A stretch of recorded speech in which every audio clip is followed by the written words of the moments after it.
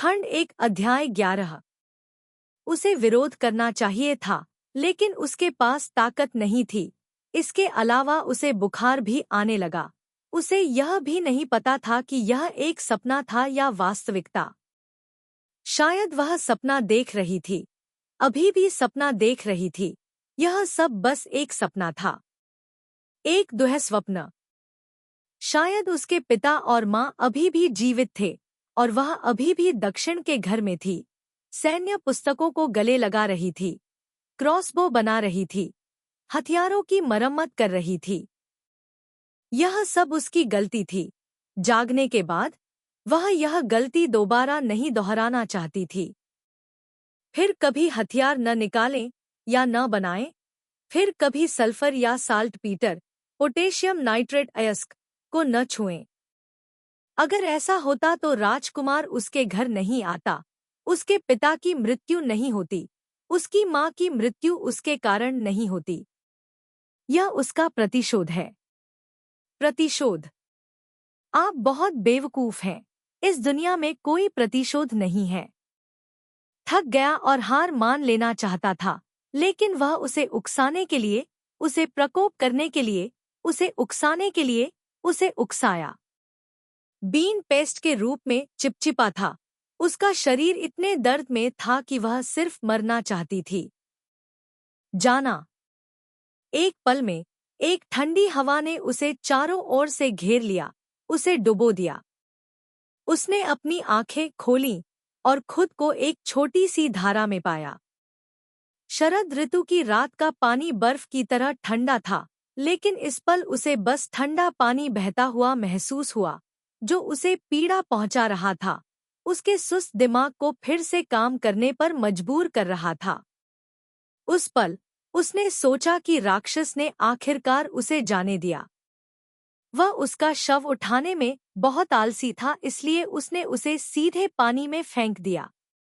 लेकिन अगली ही पलक झपकते उसने पाया कि राक्षस उसे गले लगा रहा है, उसके साथ बर्फीली ठंडी धारा में भीग रहा है।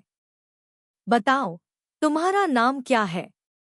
मैंने आशा जताई। तुम मर जाओ। मैंने तुमसे कहा था, अगर तुम चाहती हो कि मैं मर जाऊं, तो तुम्हें खुद ही मरना होगा।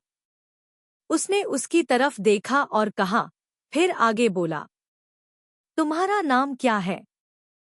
शायद उसका नाम जानकर वह उम्मीद खो देगा। तूदा। मेरा नाम तूदा है। उसने उसे जाने नहीं दिया, उसे पानी में डूबने नहीं दिया। उसने बस उसकी कमर को गले लगाया, उसे कसकर जकड़ लिया, अपनी बाहें ऊपर उठाईं ताकि उसका सिर उसके मजबूत कंधे पर आराम कर सके। हो सकता है एक दिन तुम मुझे मार डालो, लेकिन पहले तुम्हें ठीक होना होगा। क्यों? वह समझ नहीं पाई। वह उसे मरवाना चाहती थी, उसे मार डालना चाहती थी, लेकिन वह चाहता था कि वह जीवित रहे। क्यों? क्यों? मुझे बचाओ। वह खुद से यह पूछते हुए सुनकर चौंक गई। मुझे एक काम करने वाले लड़के की जरूरत है। राक्षस ने कंधे उचका दिए, लेकिन वह जानती थी कि यह सच नहीं था। क्यों? उसने खुद को फिर से पूछते हुए सुना। क्योंकि मैं ऊब गया हूँ। मैं देखना चाहता हूँ कि तुम इस गुलाम शिविर में कितने समय तक रह सकते हो। उसने अपने मुंह के कोने को मोड़ा, उसका स्वर व्यंग्यात्मक था। उसने खुद को फिर से पूछते हुए सुना।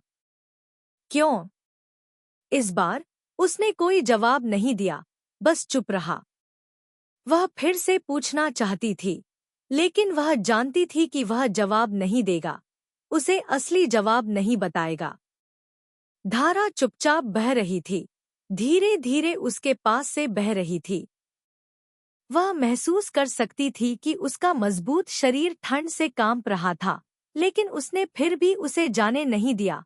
उसने धारा के पानी का इस्तेमाल उसके शरीर के तापमान को ठंडा करने, उसके बुखार को कम करने के लिए किया।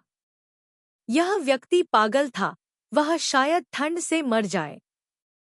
उसे समझ में नहीं आया कि वह क्या कर रहा था, उसे समझ में नहीं आया कि वह क्या सोच रहा था। उसे समझ में नहीं आया कि उसे उसके जीवन या मृत्यु की परवाह क्यों थी। दूर से आ रही हल्की रोशनी का अनुसरण करते हुए वह देख सकती थी कि उसके होंठ बैंगनी होने लगे थे। उसे नहीं पता था कि क्यों, लेकिन उसका हाथ उसकी गर्दन तक सरक गया, उसे गले लगाते हुए। सिर्फ इसलिए कि अगर वह मर भी जाती तो उसे उसे अपने साथ नीचे खींचकर ले जाना था। उसने खुद से कहा, खुद से कहती रही, बस इतना ही। फिर पता नहीं कितनी देर बाद उसे पीड़ा दे रहा बुखार अंततः उतर गया और वह फिर से सांस लेने लगी। आग जल रही थी।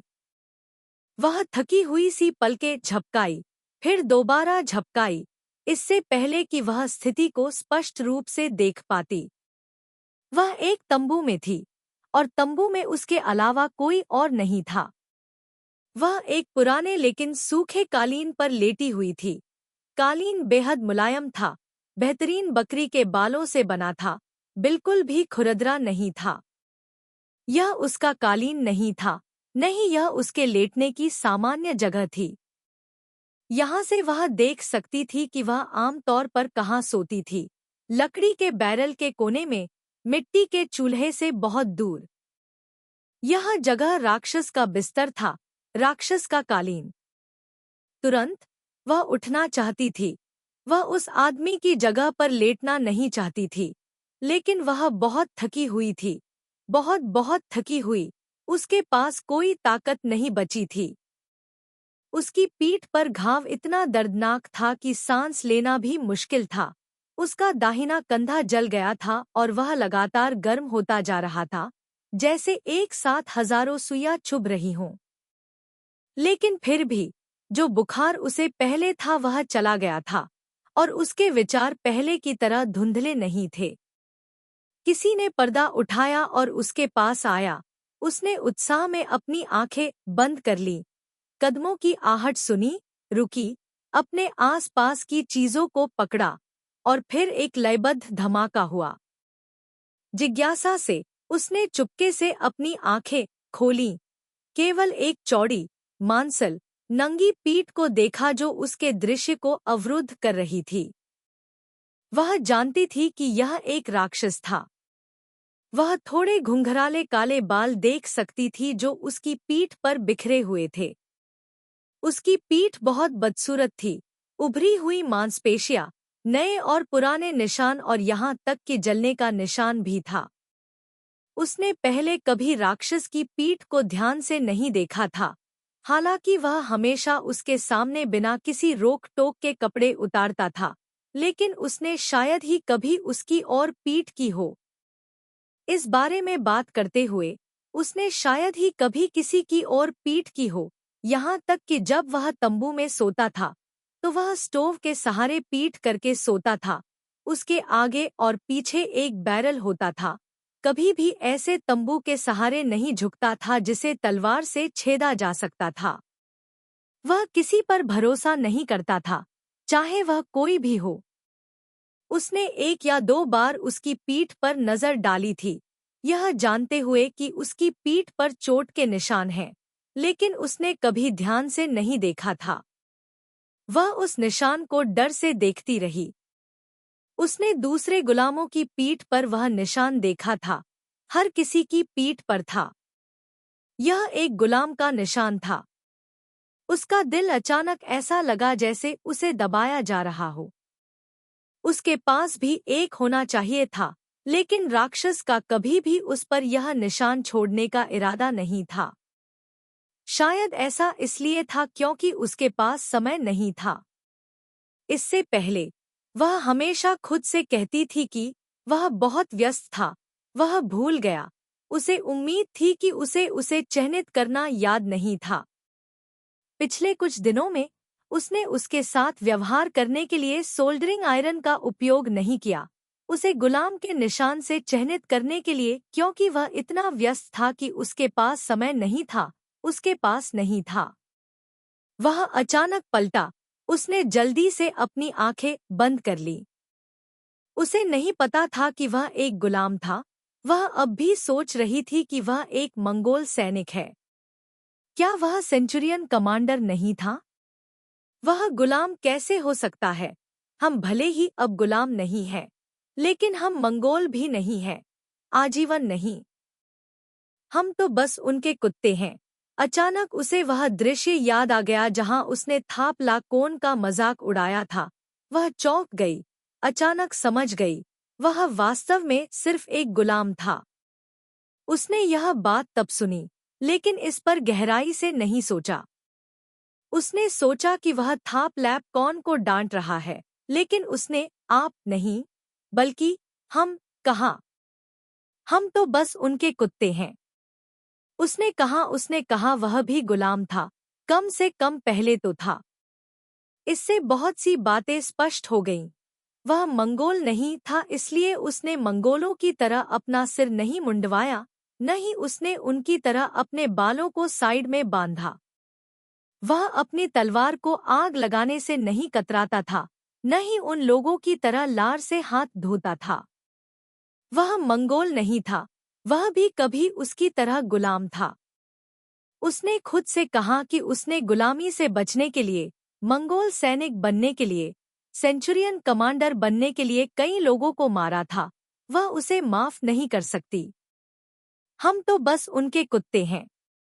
उसका व्यंग्यात्मक स्वर फिर से गूंज उठा। अचानक पानी की हल्की आवाज आई। उसने महसूस किया कि एक गीला तौलिया उसकी पीठ पोंछ रहा है। दर्द ने उसे अनजाने में अपने दांत भींचने और कांपने पर मजबूर कर दिया। एक बड़े हाथ ने उसके माथे पर ठंडा पसीना पोंछ दिया। उसे उसके आराम की जरूरत नहीं थी, उसकी जरूरत नहीं थी। वह आगे बढ़कर उस हाथ को दूर धकेलना चाहती थी, लेकिन वह अपने आप ही हिलता रहा, उसकी पीठ पर ठंडी चिकनाई रगड़ता रहा। वह एक पल के लिए स्तब्ध रह गई, फिर उसे एहसास हुआ कि यह दवा है।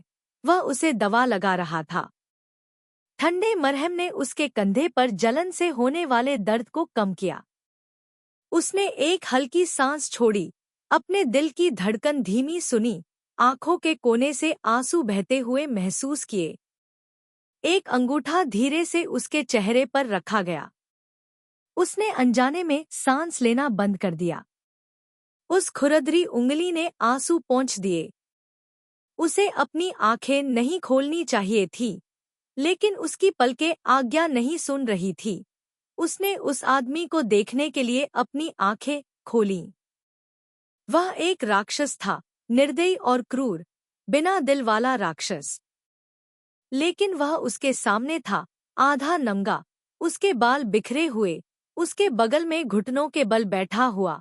उसके घुटनों के बगल में मरहम का एक लकड़ी का कटोरा था। उसकी काली आंखों में एक भावना दिखाई दे रही थी जिसे वह नहीं देखना चाहती थी। उसने कहा, मुझे माफ कर दो। नहीं, उसने कुछ नहीं सुना। राक्षस कभी माफी नहीं मांगते। उसने कुछ नहीं सुना, लेकिन उसने सिर्फ एक बार नहीं कहा। जब उसने उसके घाव को जलाया तो उसने यह भी कहा, मुझे माफ कर दो। वह सुनना नहीं चाहती थी। वह नहीं चाहती थी, इसलिए उसे माफ कर दो। वह इस राक्षस से नफरत करती है। वह उससे नफरत करती है। इसलिए उसने बेहोश होने की कोशिश की, सुनने से इनकार करते हुए। लेकिन इस समय, जब उसने उसकी ओर देखा, तो उसकी काली आंखें कई अलग अलग भावनाओं से भरी हुई थी। किसी ठंडे खून वाले राक्षस की तरह नहीं, बल्कि एक इंसान की तरह। मांस और खून वाला एक आदमी। अचानक वह बहुत डर गई कि वह उस वाक्य को दोहराने के लिए अपना मुंह खोल देगा। नहीं, वह एक राक्षस था, उसे एक राक्षस होना ही था। वह इस विचार से चिपकी रही, आराम करने की हिम्मत नहीं कर रही थी। इसलिए जब उसने बोलने के लिए सांस ली, तो वह बोल पड़ी, आप केवल हैं एक कुत्ता, मंगोल कुत्ते। इस समय उसकी आंखों की काली पुतलियां सिकुड़ गई। नहीं, उसे दर्द नहीं होना चाहिए, वह एक राक्षस है। इसके अलावा, ये शब्द उन्होंने स्वयं कहे थे। यह सही है, मैं एक कुत्ता हूँ। वह मुस्कुराया, अपना हाथ वापस खींच लिया और ठंडे स्वर में कहा, और तुम एक गुलाम के कुत्ते हो। लेकिन उसने उसकी आंखों में दर्द देखा। वह हमेशा से जानती थी कि कभी-कभी शब्द तलवारों से ज्यादा चोट पहुंचाते हैं। उसने उसे चोट पहुंचाई, उसे खुश होना चाहिए था, लेकिन इस समय वह बिल्कुल भी असहज महसूस नहीं कर रही थी। इसके विपरीत, यह उसके दिल पर एक पत्थर की तरह दबाव डाल रहा था। वह एक कुत्ता था, मंगोल सेना का कुत्ता। लेकिन वह अब उसकी ओर देखने की हिम्मत नहीं कर रही थी। उसने अपनी आंखें नीची कर ली। लेकिन वह बस घूम गया और थप थप थप आवाजें निकालना जारी रखा।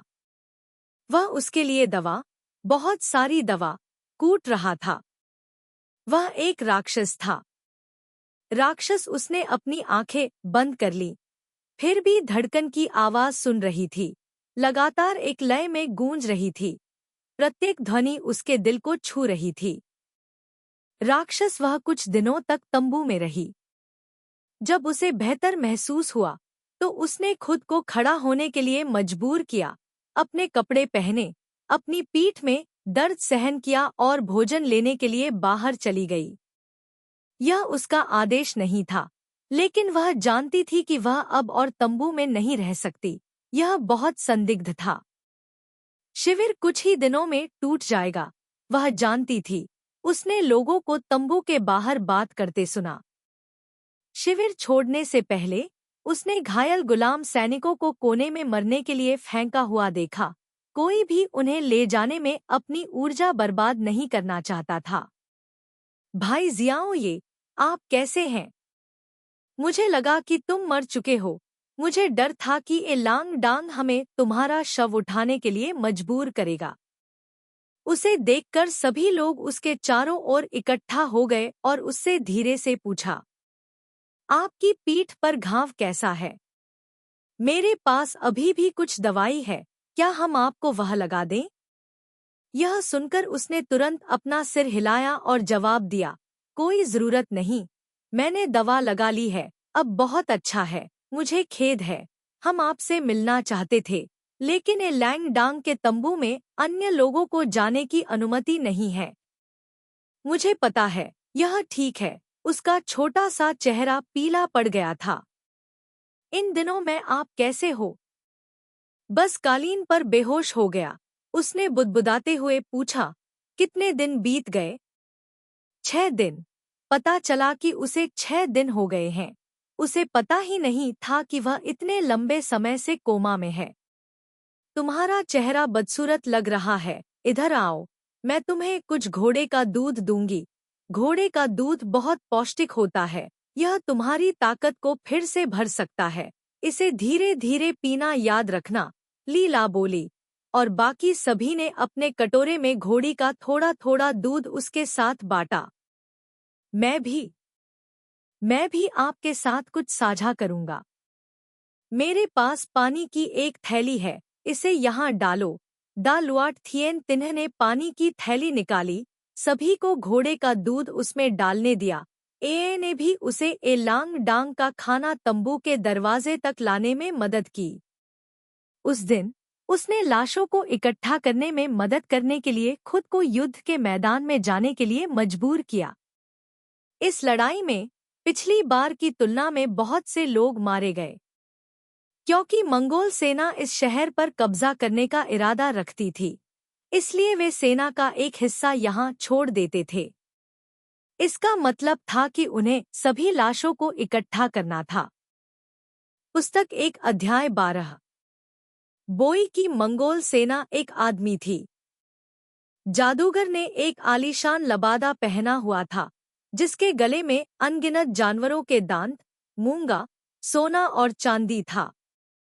उसने उसे देखा और बुदबुदाया, अपना चेहरा आसमान की ओर उठाया और अपनी बाहें लहराईं, फिर मंगोल सैनिकों को दफना दिया।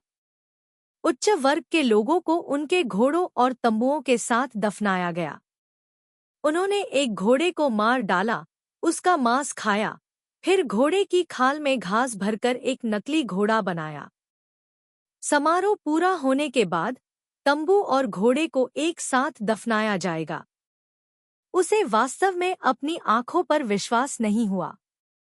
गुलाम शिविर में गुलामों के पास तंबू भी नहीं थे, घोड़ों की तो बात ही छोड़िए।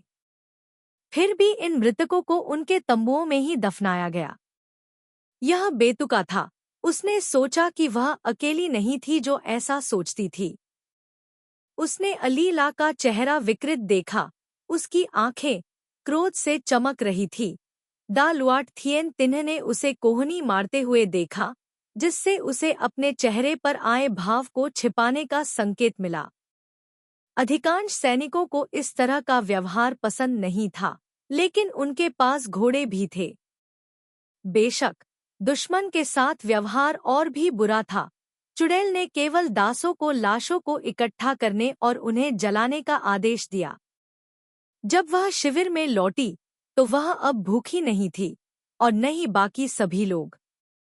उसे आश्चर्य हुआ कि जब वह वापस लौटी तो उसने पाया कि दास शिविर में एक अतिरिक्त गोल तंबू था।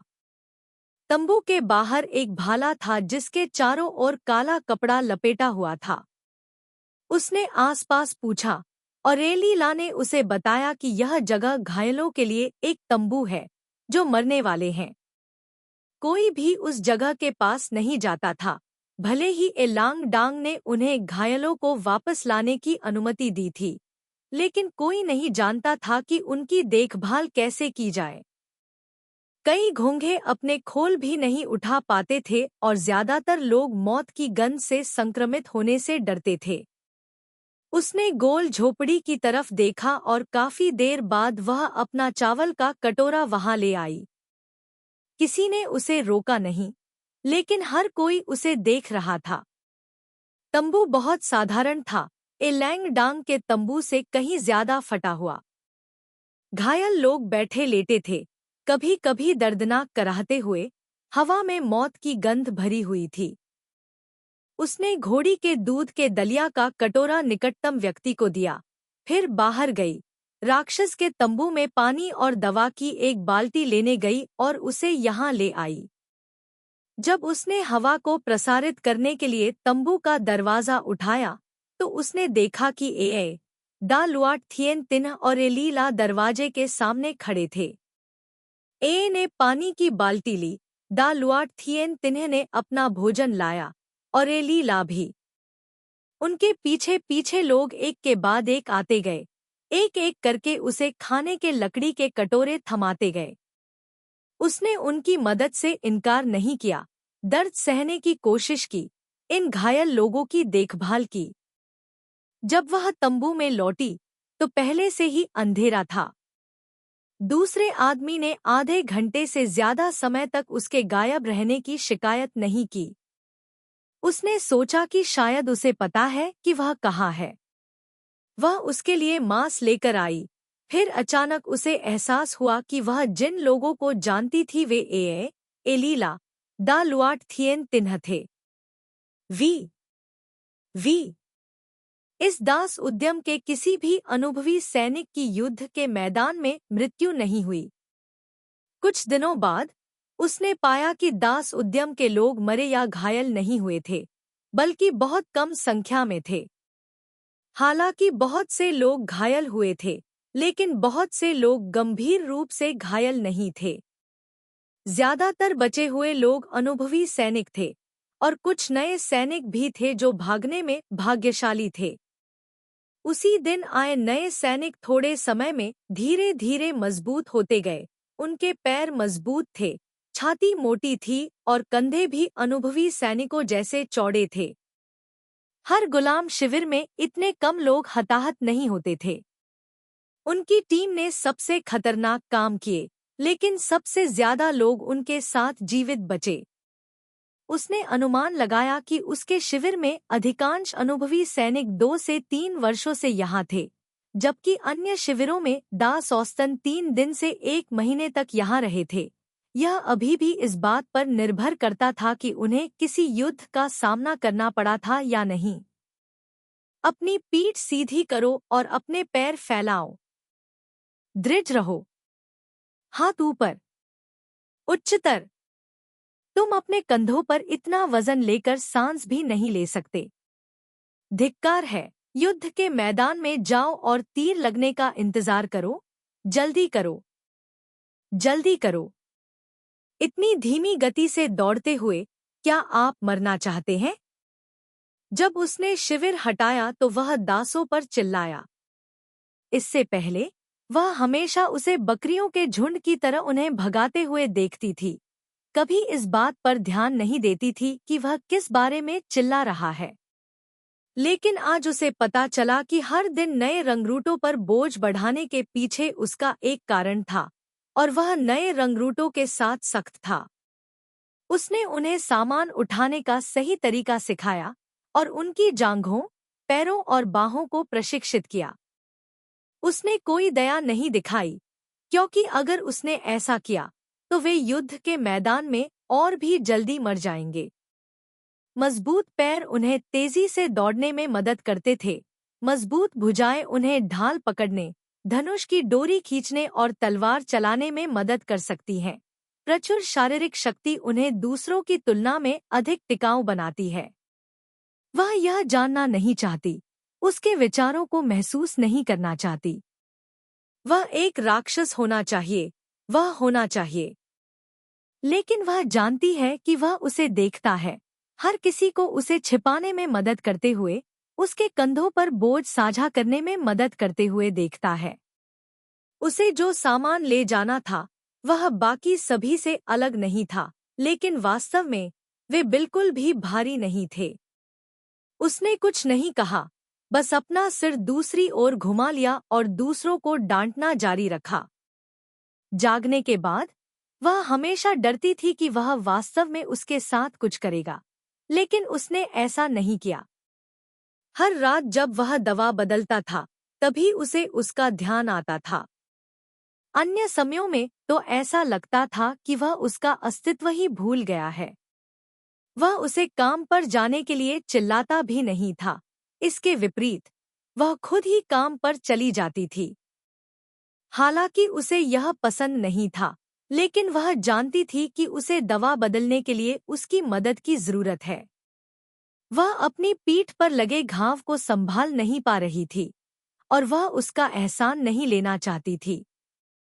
वह एक राक्षस था। जब उसे मारने का मौका मिला तो वह उसका और एहसान नहीं लेना चाहती थी। सभी लोग बारी बारी से उसके पास आए, उसे पानी लाने, भोजन उपलब्ध कराने, घायलों की देखभाल करने तथा उसकी कमजोरी छिपाने में मदद की। यहाँ तक कि जब वे शिविर को खींचते थे तो वे उसे तंबू को हटाने या इकट्ठा करने में मदद करते थे। वे उसके छोटे, कमजोर शरीर को छिपाते थे ताकि वह आराम करने का अवसर ले सके। फिर भी वह अभी भी उसे सिर्फ एक नज़र से देख सकता था। उसने इन घायल सैनिकों को बचाया। हर किसी के पास प्रत्येक युद्ध के बाद घायल होने और त्याग दिए जाने की संभावना थी। हालांकि हर किसी की उसके बारे में अच्छी धारणा नहीं है। उदाहरण के लिए थापलाकोन। पैर में चोट लगने के बाद वह काफी शांत हो गया। ज्यादातर समय वह आराम करने के लिए एक कोने में छिप जाता था, अपनी घृणित आंखों से चुपचाप सभी को देखता था, खासकर अपने लोगों को। थापलैपकॉन 55 का मुखिया है। अगर वह मर जाता है तो कोई और उसका स्थान ले लेगा। जिस तरह तालाकौन हमेशा उसे बदलना चाहता था, उसी तरह उसने इस गुर्गे पर कभी भरोसा नहीं किया। उसने तालाकौन की आंखों में क्रूरता देखी जब वह उसे देख रहा था, और वह अपने दिल में जानता था कि देर सबेर तालाकौन बदला लेने का मौका ढूंढ ही लेगा।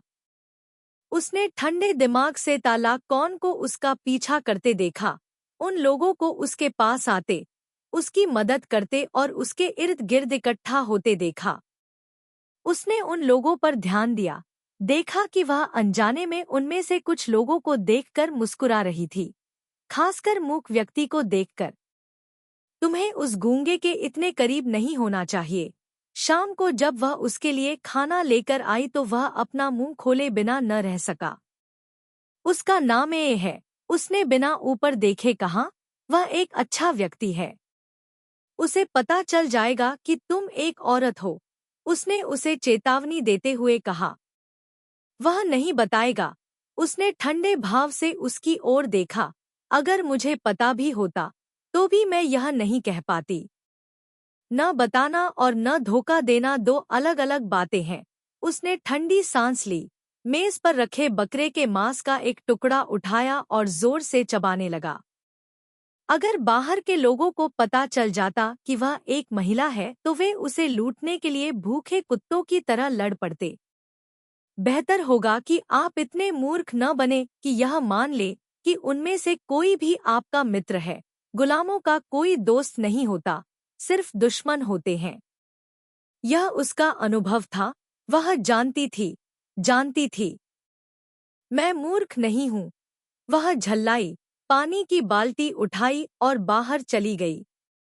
महिला के जाते समय उसकी पीठ को देखते हुए उसने मन ही मन गालियां दी और बकरी के मांस के टुकड़े को और भी जोर से काटा। भगवान जाने क्यों वह उसके साथ इतना नरम था। ठीक है, वह जानता था। पिछले कुछ दिनों में, जब उसे बुखार था, जब उसकी चेतना धुंधली थी, जब वह उसके प्रति अपनी गहरी नफरत को याद नहीं कर पा रही थी, वह उसके करीब जाने की पहल करती, उस पर झुकती, गर्मी और सुरक्षा की तलाश करती। उसे याद था कि वह उसकी बाहों में सिमट कर काँप रही थी।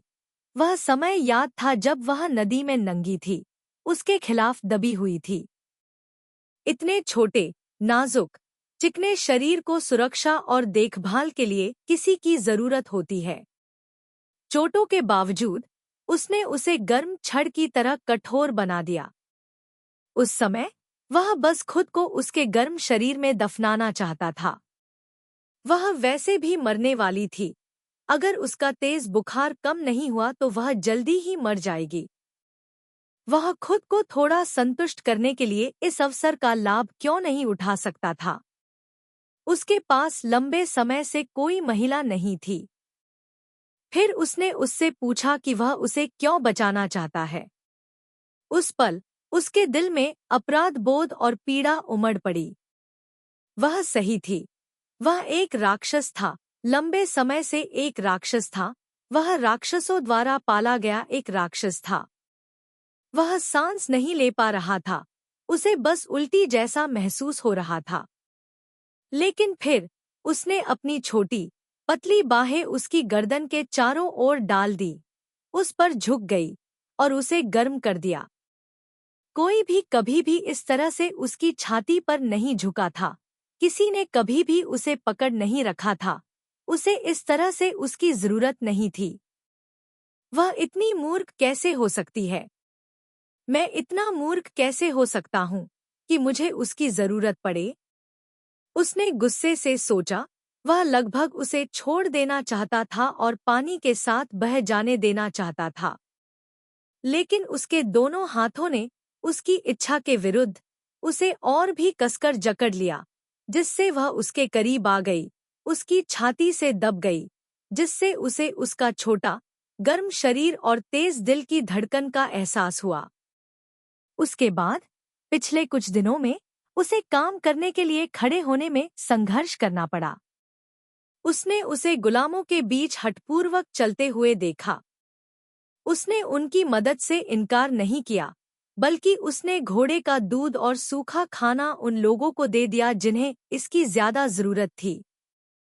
यद्यपि उसका असली लिंग अज्ञात है, फिर भी वह एक चुंबक की तरह है, जो इन पुरुषों को अपनी ओर आकर्षित करती है तथा उन्हें अपने चारों ओर घेर लेती है। वे जानते थे कि वह ये चीजें दूसरों को देती होगी, लेकिन फिर भी वे अपना खाना उसके साथ बांटते थे।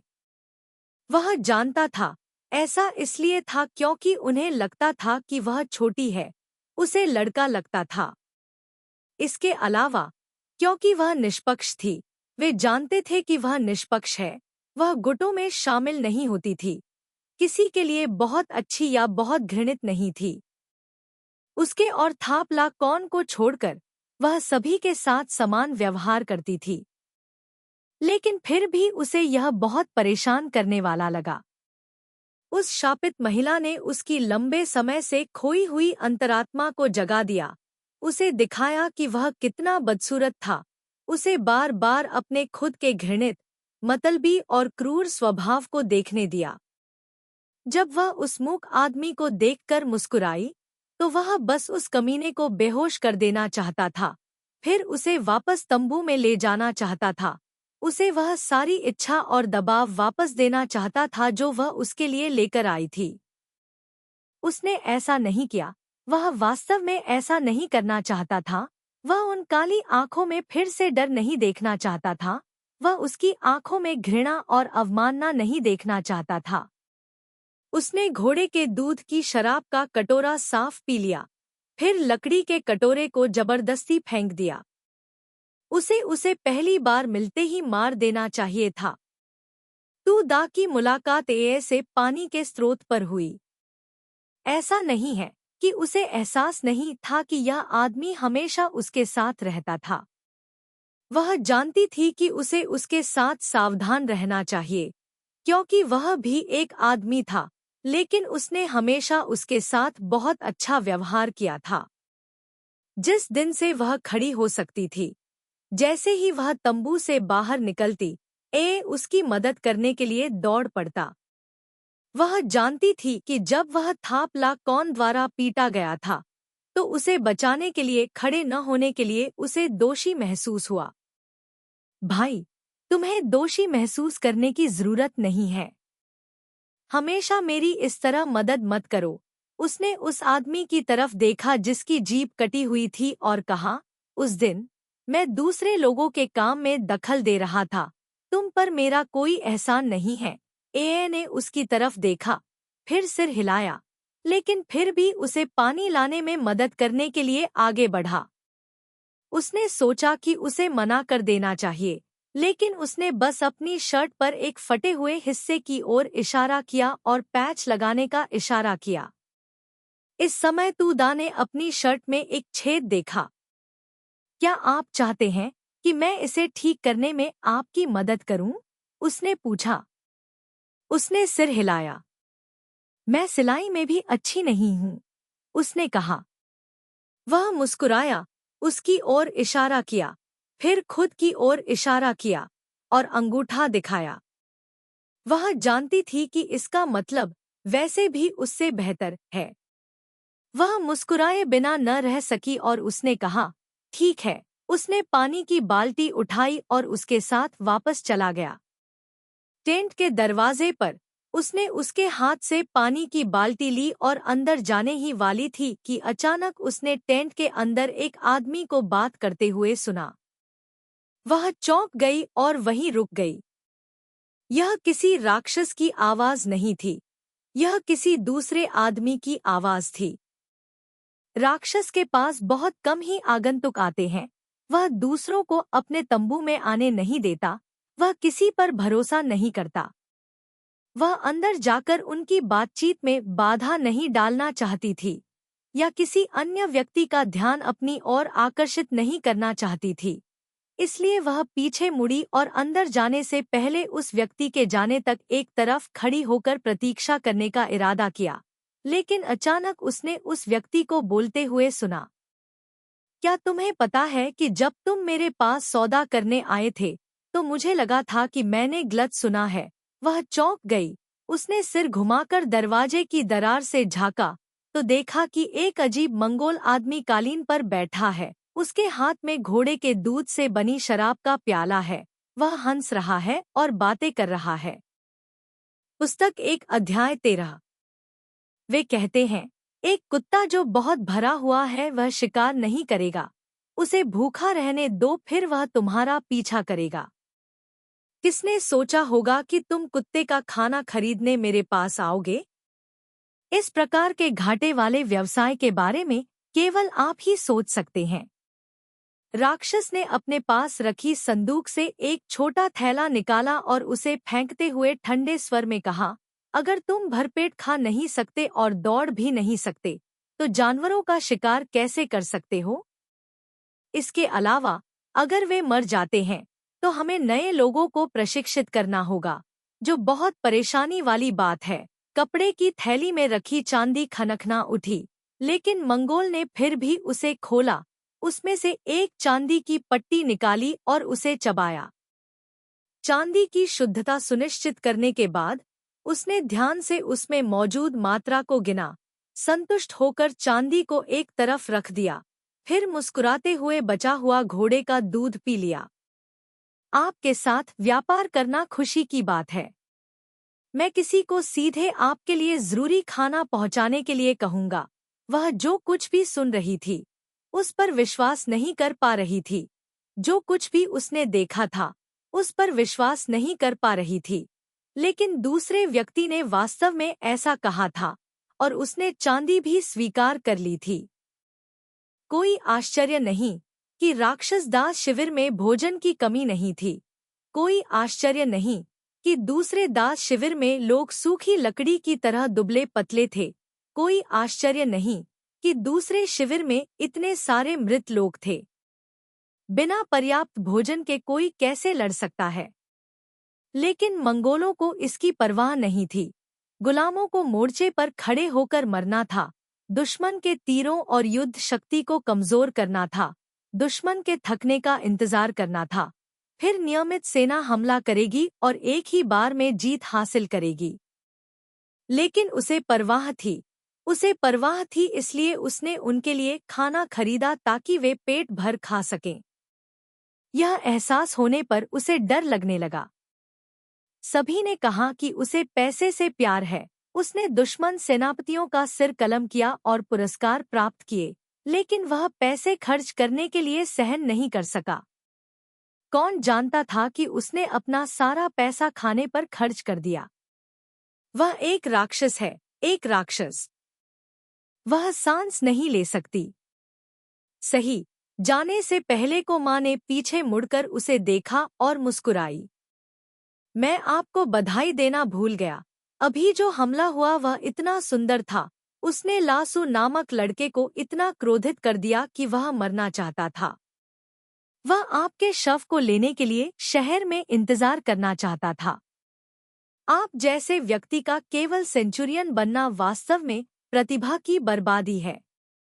गुमा के मुंह का कोना ऊपर की ओर मुड़ गया और उन्होंने अफसोस जताते हुए कहा, यह अफसोस की बात है कि आप मंगोलियन नहीं हैं, अन्यथा आप बहुत पहले ही जनरल के पद पर पहुंच गए होते। उसने भावशून्य चेहरे से दूसरे व्यक्ति की ओर देखा और शांति से कहा, मुझे बस खाने के लिए भोजन और सोने के लिए एक तंबू चाहिए, यही काफी है। मंगोल बाहर आया। उसके बाहर जाने से पहले वह जल्दी से एक तरफ छिप गई और तंबू में पानी लाने से पहले उसके जाने का इंतजार करने लगी। राक्षस अपने हथियार साफ कर रहा था। शिविर में गुलामों के सभी हथियारों का प्रबंधन एक आंख वाले बाबा हक द्वारा किया जाता था। केवल युद्ध के दौरान ही गुलामों को हथियार दिए जाते थे। लेकिन वह गुलाम नहीं था। उसके तंबू में तलवारें, भाले, धनुष बाण थे, यहाँ तक कि उसके पास 100 पाउंड की कुल्हाड़ी भी थी।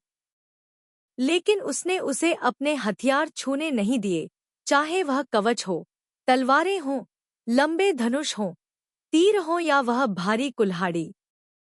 उसे किसी पर भरोसा नहीं था। बेशक उसे उस पर भी भरोसा नहीं था। वह जानता था कि वह कोई चाल चलेगी। उसने चूल्हे में सूखे मल का एक और टुकड़ा फेंका। उसे चाकू पर तेल लगाते देखा। उसकी हरकतें बहुत सावधान थी। उसने खुद को बचाने के लिए अपने हथियार का अच्छे से ख्याल रखा। उसने उसकी निगाहों पर ध्यान दिया, ऊपर देखा। उसकी आंखें बहुत काली, बहुत गर्म थी, जैसे किसी चाकू ने उसकी आंखों में वार किया हो, जिससे उसका दिल डर गया। किसी अज्ञात कारण से उसने जल्दी से नजरें फेर ली, चूल्हे को छोड़ दिया, उससे दूर हो गई। वह अपनी स्थिति में वापस आ गई। उसकी पीठ उसकी ओर थी। वह फील्ड पर मुड़ी हुई थी। उसने उसे अपना चाकू तेज करते, अपने कवच को पोंछते, अपने हथियारों को ठीक करते, दवाई को पीसते सुना। अब वह जानती थी कि औषधीय जड़ी बूटियों को भूनकर पाउडर बनाने की जरूरत नहीं होती। लेकिन क्योंकि वह चाहता था कि वह उन्हें उन लोगों के पास ले जाए, इसलिए उन्हें पाउडर में पीसना, स्टोर करना और ले जाना आसान होगा, क्योंकि इन औषधीय जड़ी बूटियों को बेतरतीब ढंग से नहीं उठाया जा सकता। वह एक अच्छा इंसान नहीं था और उसे एक अच्छा इंसान नहीं होना चाहिए था। गुलामों के नेता के रूप में उसे दुष्ट होना था, एक राक्षस जिससे सभी गुलाम उससे डरते थे। केवल उससे डरकर ही वे अपनी जान बचा सकते थे। इसलिए उसने सीधे तौर पर दवा नहीं दी, लेकिन उसने उसे ऐसा करने दिया। वह नहीं जानती थी कि उसने गुलामों के लिए खाना खरीदा है। वह यह नहीं जानना चाहती थी कि उसने उन्हें प्रशिक्षित करने के लिए उन्हें यातनाएं दी हैं। वह उस क्रूरता के पीछे उसके विचारों को नहीं जानना चाहती थी। वह यह नहीं जानना चाहती थी कि उसके पास अभी भी दिल है। उसे इस विचार को थामे रखना था कि वह एक राक्षस है, लेकिन फिर भी वह इस तथ्य का सामना करने से खुद को नहीं रोक सकी कि वह वास्तव में निर्दयी नहीं था। उसने उसकी मदद की। उसने कहा कि वह उसकी मदद नहीं करेगा, लेकिन फिर भी उसने हाथ बढ़ाया, भले ही यह एक कठोर तरीके से किया गया था। उसने उसे तंबू से बाहर नहीं गिरने दिया। उसने खुद से कहा कि वह सिर्फ अभिनय कर रहा था। उसने खुद कहा कि वह ऊब गया था। वह देखना चाहता था कि वह इस गुलाम शिविर में कितने समय तक रह सकती है। लेकिन वह जानती थी कि यह सच नहीं था। यह सच नहीं था। यदि वास्तव में ऐसा होता, तो शायद उसे चेतावनी देने की आवश्यकता नहीं पड़ती। उसे तीरों को रोकना सिखाने की आवश्यकता नहीं पड़ती। उसे सहारा देने की आवश्यकता नहीं पड़ती। उसके घावों को भरने के लिए दवा लगाने की आवश्यकता नहीं पड़ती। उसे उसके साथ हड्डियों को कंपा देने वाले ठंडे पानी में भीगने की आवश्यकता नहीं पड़ती। यदि वह सचमुच निर्दयी होता तो उसे गुलाम घोषित कर देता। फिर उसने उसके साथ बलात्कार किया और उसे दूसरों के पास फेंक दिया। उसे समझ में नहीं आया कि उसने उसे क्यों बचाया। उसे पता था कि वह उसे मारने का मौका ढूंढ लेगी। उसने कहा कि उसे एक नौकर की जरूरत है, लेकिन नौकर कहाँ मिलेगा? पूरा गुलाम शिविर उसका नौकर था। दवाई के टूटने की आवाज बंद हो गई थी। उसने सुना कि वह पानी की बाल्टी और दवाई का कटोरा लेकर चला आ रहा है। उसने सुना कि वह उसके पीछे बैठ गया है और अचानक उसका दिल तेजी से धड़कने लगा। वह सोने का नाटक करना चाहती थी। आज वह हमेशा की अपेक्षा जल्दी सो गई। यह समझ में आता था कि अब उसे नींद आ गई है। शायद जब उसे पता चले कि वह सो रही है, तो वह भूल जाए। इसलिए वह हिली नहीं, बल्कि पूरी कोशिश कर रही थी कि वह समान रूप से सांस ले सके। उसने महसूस किया कि वह नीचे झुका, अपना सिर नीचे करके उसे देखने लगा। गर्म सांसें उसके चेहरे को छू रही थी, उसके कानों को छू रही थी, जिससे उसका दिल तेजी से धड़क रहा था। दिखावा मत करो, मुझे पता है तुम जाग रहे हो। उठो और अपने कपड़े उतारो। उसकी आवाज तेज नहीं थी, लेकिन उसे सुनकर वह शर्मा गई और उसने अपना कान रगड़ने के लिए हाथ बढ़ाया। ऐसा सिर्फ इसलिए हुआ क्योंकि वह बहुत पास बैठा था, इतना पास कि उसे लगा कि उसके होंठ उसके कान को छू रहे हैं। क्योंकि वह घबरा गई थी और बैठने के लिए पीछे हटी। यह हरकत बहुत तेज थी, जिससे वह दर्द से करा उठी। उसने जल्दी से अपने होंठ काटे, दर्द सहन किया और आंखें खोलकर उस आदमी को देखा जो पैर मोड़कर बैठा था। मेरे पास है। मैं ठीक हो गया हूँ। अब दवा बदलने की जरूरत नहीं है। वह जानती थी कि उसकी बातें बिल्कुल भी विश्वसनीय नहीं थी, खासकर तब जब उसकी भौहें अभी भी दर्द से सिकुड़ी हुई थी और दर्द से उसकी आवाज कांप रही थी। अपने कपड़े उतारो, नहीं तो मैं तुम्हारी मदद कर सकता हूँ। उसने उसे घूर कर देखा, यह जानते हुए कि वह जिस सहायक के बारे में बात कर रहा था, वह उसके कपड़े काटने के लिए चाकू का उपयोग कर रही थी, और उसके पास काटने के लिए कोई अतिरिक्त कपड़े नहीं थे। उसने अपनी कमर पर चाकू के हैंडल को पकड़ने के लिए हाथ बढ़ाया, भौहें सिकोड़ी, यह जानते हुए कि वह हार नहीं मानेगा, विरोध करने में असमर्थ। उसके पास अपनी किस्मत को स्वीकार करने और दूर जाने के अलावा कोई विकल्प नहीं था। उसके हाथ कांप रहे थे जब उसने अपनी बेल्ट, फिर अपनी जैकेट, फिर अपनी इनर शर्ट और फिर अपनी छाती पर लिपटे कपड़े का टुकड़ा उतारा। उसने गीला कपड़ा लिया और उसकी पीठ से दवा का लेप धोया। गर्म पानी। वह जानती थी कि वह पानी उबालता है, वह पिछले कुछ दिनों से ऐसा कर रहा था। पानी उबालो, फिर धीरे से उसकी दवा बदलो। उसे समझ में नहीं आया, उसे किस बात की परवाह थी? उसके साथ ऐसा व्यवहार क्यों? क्या यह अपराध बोध के कारण है? गर्म गीला कपड़ा धीरे धीरे उसके घावों से भरी पीठ पर फिसल गया। जब तौलिया हटाया गया तो उसने हल्की सांस छोड़ी और अगले ही पल उसने महसूस किया कि उसकी उंगलियां उसके जले हुए दाहिने कंधे को धीरे से रगड़ रही थी। इस पर पपड़ी जम गई है, उसने उससे कहा। उसकी धीमी आवाज बहुत छोटी, थोड़ी कर्कश लग रही थी। वह हांफने लगी, खुद को कांपने से नहीं रोक पाई। क्षमा मांगना। जब उसने बोलना समाप्त किया तो उसने अपना हाथ वापस खींच लिया। उसका गला अचानक से भर गया, उसका दिल थोड़ा सा धड़कने लगा। उसने अपनी उंगली से कटोरे में रखी दवा को उठाया, ध्यान से उसे उस पर रगड़ा। उसका खुरदुरा अंगूठा चाबुक के निशानों के साथ नीचे की ओर बढ़ रहा था। दाएं कंधे से बाएं कमर तक, बाएं कंधे से दाएं कमर तक, फिर कमर तक। जब वह और नीचे जाने वाला था तो उसने उसकी उंगली पकड़ ली।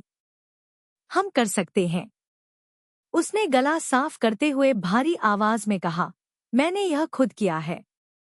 उसके पीछे खड़े आदमी ने कोई जवाब नहीं दिया। उसने अपने दिल की धड़कन सुनी, उसकी हल्की तेज सांसें महसूस की। एक पल के लिए उसे लगा कि वह जिद्दी होगा, लेकिन फिर उसने अपना हाथ वापस खींच लिया, झुककर उसे दवा का कटोरा थमा दिया। फिर वह खड़ा हुआ, गंदे पानी की बाल्टी उठाई और उसे बाहर ले जाकर फेंक दिया। उसने मौके का फायदा उठाते हुए अपनी पैंट उतारी और जल्दी से अपने पैर और नितंब पोंछे। इन दोनों स्थानों पर घाव न तो अधिक थे और न ही बहुत गंभीर थे, तथा काफी समय पहले ही भरने शुरू हो गए थे। उसने अपनी सबसे तेज गति से सब कुछ संभाला।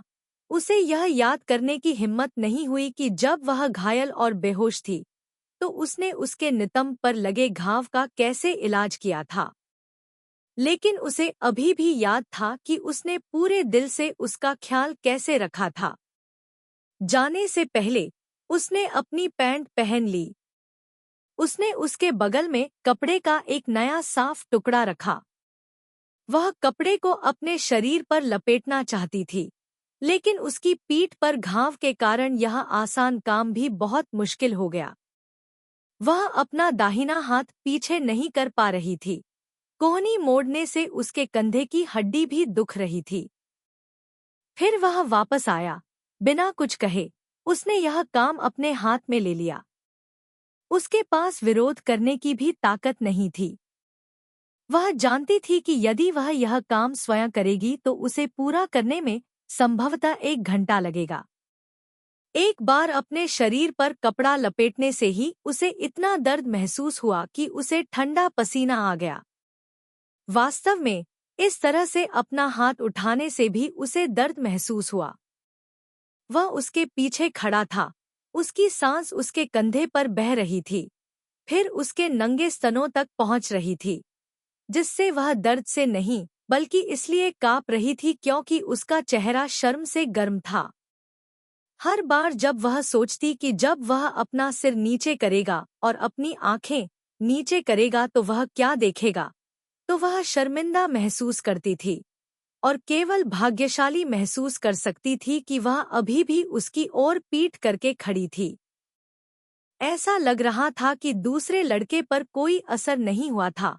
उसकी मजबूत बाहें और बड़े हाथ उसकी बगलों के चारों ओर एक के बाद एक चक्कर लगा रहे थे। इसे उसके कंधों पर लपेटें, फिर उसकी छाती पर, फिर कपड़े को दूसरे हाथ पर लपेटें। कई बार उसने उसे लगभग छू लिया था। वह अचानक तनाव में आ गई और उसने उसके सीने के सामने उसके दोनों हाथों को देखा, जो उसकी छाती के नीचे एक गांठ बांध रहे थे। उसकी उंगलियां बड़ी थी, लेकिन बेहद लचीली थी। फिर उसने गांठ को कपड़े में दबा दिया, उसे हल्के से सहलाया। वह महसूस कर सकती थी कि उसने अपनी बाहें फैलाकर उसे अपनी कमर पर टिका दिया है। उसकी छाती उसकी पीठ से सटी हुई है। उसने अपना सिर नीचे किया, उसके कान के पास।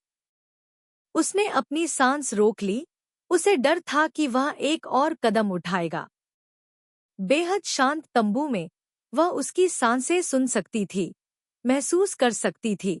उसने महसूस किया कि उसके शरीर का तापमान पीछे से उसे घेर रहा है। उसके शरीर पर उसके बड़े हाथ का तापमान महसूस किया, कपड़े के माध्यम से उसकी त्वचा में रिस रहा था। उसे नहीं पता था कि वह क्या सोच रहा था। इस समय उसे अचानक उम्मीद थी कि वह उसके साथ कुछ बुरा करेगा। वहां से वह उसे मारने का मौका ढूंढ लेगी। उसकी कमर पर चाकू बंधा हुआ था। वह जानती थी कि अगर वह पलटेगी तो उसकी कमजोरी, उसका गला, उसके ठीक सामने होगा। अचानक उसने अपना हाथ पीछे खींच लिया और कहा, पपड़ी बहुत खुजली वाली होगी, इसे खुजलाए नहीं। खुजलाने से यह टूट जाएगी और ठीक होने में अधिक समय लगेगा। उसकी कर्कश आवाज मेरे कानों में गूंजती रही। यहाँ वापस आओ। वह नहीं चाहती थी। वह उसका सामना नहीं करना चाहती थी। वह उसकी ओर देखना नहीं चाहती थी। लेकिन वह जानती थी कि उसका विरोध करना बेकार होगा। यह केवल व्यर्थ की हिचकिचाहट होगी। लेकिन वह वास्तव में चाहती थी कि वह जल्दी से उससे दूर चला जाए। उसने एक गहरी सांस ली और पीछे मुड़ी। उसने देखा कि उसके हाथ में एक बकरी के फर की अंदरूनी शर्ट थी। शर्ट का बाहरी हिस्सा गहरे भूरे रंग का था, जो गंदा और पुराना लग रहा था। कफ थोड़ा घिसा हुआ था, लेकिन अंदर बर्फ की तरह सफेद बकरी का फर था। अपने हाथ बढ़ाएं, उसने कहा। वह वास्तव में इसे चाहती थी। बकरी का फर कोट साफ और आरामदायक लग रहा था, लेकिन वह उसे जारी नहीं रखना चाहती थी। तुम वहां किस लिए खड़े हो? उसकी हिचकिचाहट देखकर उसने कहा, कुछ दिनों में ठंड बढ़ जाएगी, जल्द ही बर्फ पड़ेगी। अगर तुम फर कोट नहीं पहनोगे तो तुम ठंड से मर जाओगे। यदि वह ठंड से मर जाती है तो इससे उसका क्या लेना देना है? वह लगभग यह वाक्य बोल ही गई थी, लेकिन वह उस उत्तर को सुनने से डर रही थी जिसे वह सुनना नहीं चाहती थी।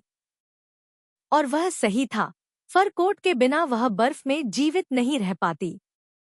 इसलिए उसे अपना मुंह बंद करना पड़ा, अपने हाथ ऊपर उठाने पड़े और उसे पहनने देना पड़ा। बकरी का फर गर्म और मुलायम था, जो उसके पूरे शरीर पर लिपटा हुआ था। उसने उसकी बेल्ट बांधी और भावशून्यता से कहा, अगर कोई पूछे तो कहना कि यह मेरी फेंकी हुई शर्ट है।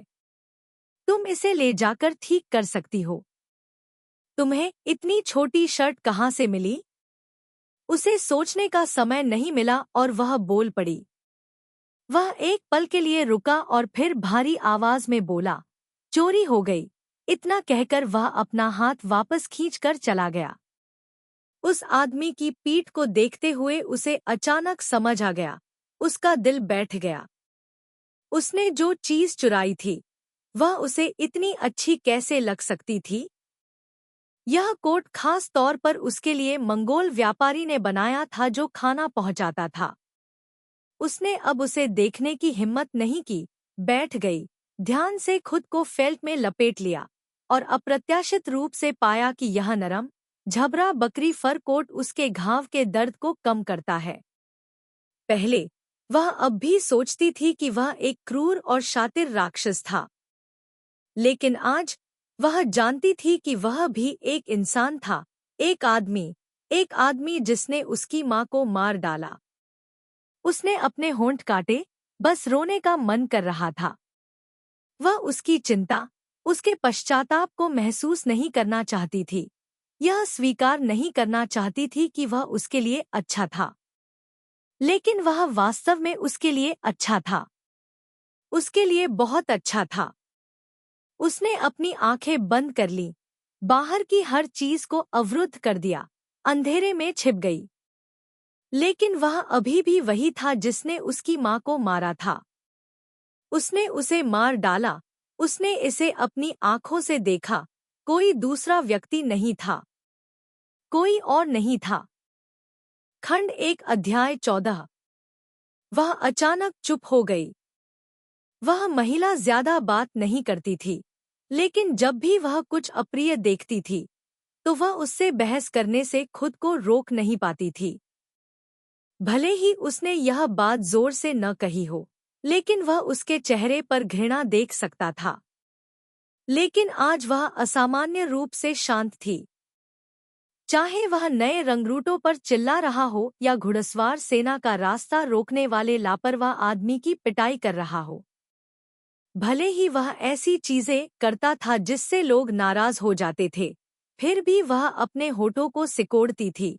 उसका चेहरा शांत था, चुपचाप देखती रहती थी, इंतजार करती थी कि वह कब पलटे और गंदगी को साफ करने के लिए आगे बढ़े। उसे नहीं लगता था कि वह उस फर कोट से रिश्वत ले रही थी। अगर वह इतनी आसानी से बदला लेना छोड़ देती, तो वह इस जगह उसका पीछा करने के लिए अपनी जान जोखिम में नहीं डालती। उसे उसकी बड़ी, काली आंखें पसंद नहीं थी, जो रात की तरह गहरी थी। उसे यह पसंद नहीं आया कि वह चुपचाप उसे गौर से देखे जा रही थी। ऐसा लग रहा था जैसे वह कुछ समझ रही थी। ऐसा लग रहा था जैसे वह उस रहस्य को जानती थी जिसे वह नहीं चाहता था कि कोई जाने। वह बन गई। उससे मत डरो। उसे यह पसंद नहीं है। तुम्हें उससे डरना चाहिए। डर संक्रामक है। अगर तुम उससे नहीं डरोगे, तो ऐसे लोग होंगे जो इतने मूर्ख होंगे कि वे मान लेंगे कि वे उससे लड़ सकते हैं। युद्ध के बाद खाली जगह को भरने के लिए 30 या उससे ज्यादा नए गुलाम लाए गए। उसे नहीं पता था कि अगली लड़ाई कब शुरू होगी। उसके पास बर्बाद करने के लिए समय नहीं था, इसलिए वह और अधिक सख्त हो सकता था। जब बेवकूफ नौसिखिए ने घुड़सवार सेना को आते देखा और उसे चकमा देना नहीं आता था, तो उसने तुरंत पहले हमला किया, जिससे दूसरा व्यक्ति जमीन पर गिर गया। बेवकूफ, भाग जाओ।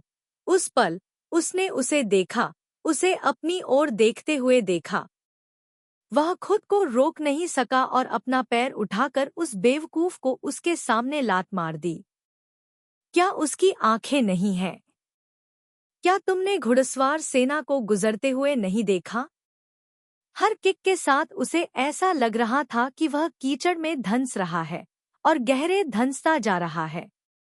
उसने कुछ नहीं कहा, लेकिन उसकी आंखें उस पर टिकी हुई थी, जैसे कोई हाथ उसके सुन्न दिल को दबा रहा हो।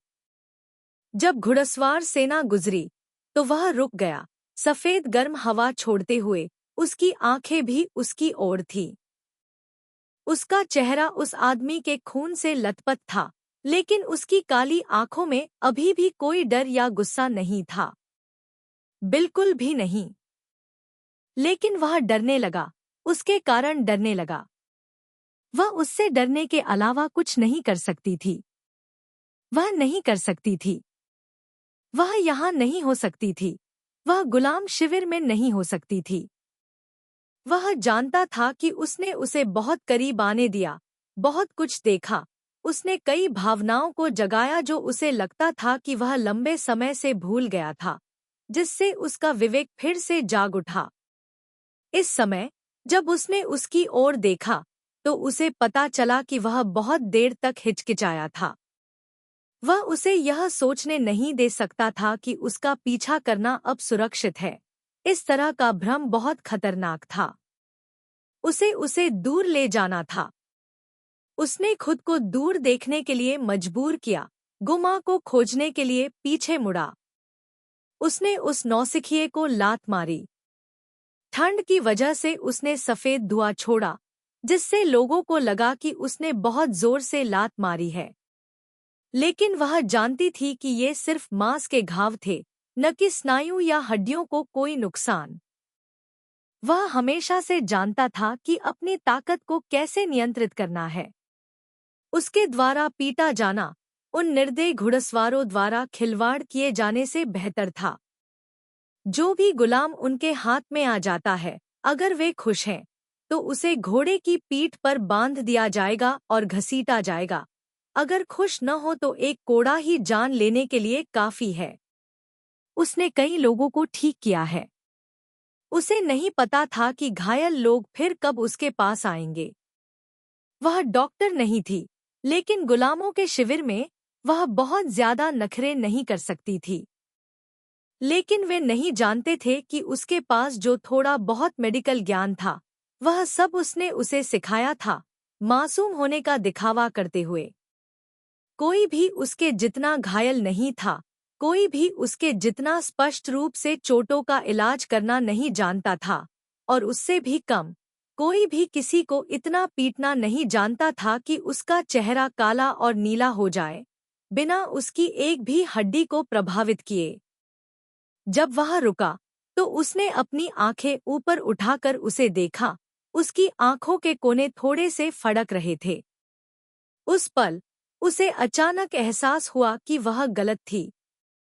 उसे उसकी तरफ नहीं देखना चाहिए था। उसे इतना निडर नहीं होना चाहिए था। उसे डरना चाहिए था। लेकिन वह जानती थी कि बहुत देर हो चुकी थी। उसने अपना सिर दूसरी तरफ घुमा लिया। उसे पता था कि उसने कोई फैसला कर लिया है। उस रात खाने के बाद उसने हमेशा की तरह अपना हथियार नहीं पोंछा, बल्कि उसे बर्तन साफ करने से रोक दिया। खड़ा हुआ और बोला, सफाई मत करो। उसने चाकू अपनी कमर पर लटकाया, उसकी ओर देखा तक नहीं, और केवल एक वाक्य कहकर बाहर चला गया, मेरे पीछे आओ। वह थोड़ी स्तब्ध रह गई और जल्दी से उसके पीछे भागी।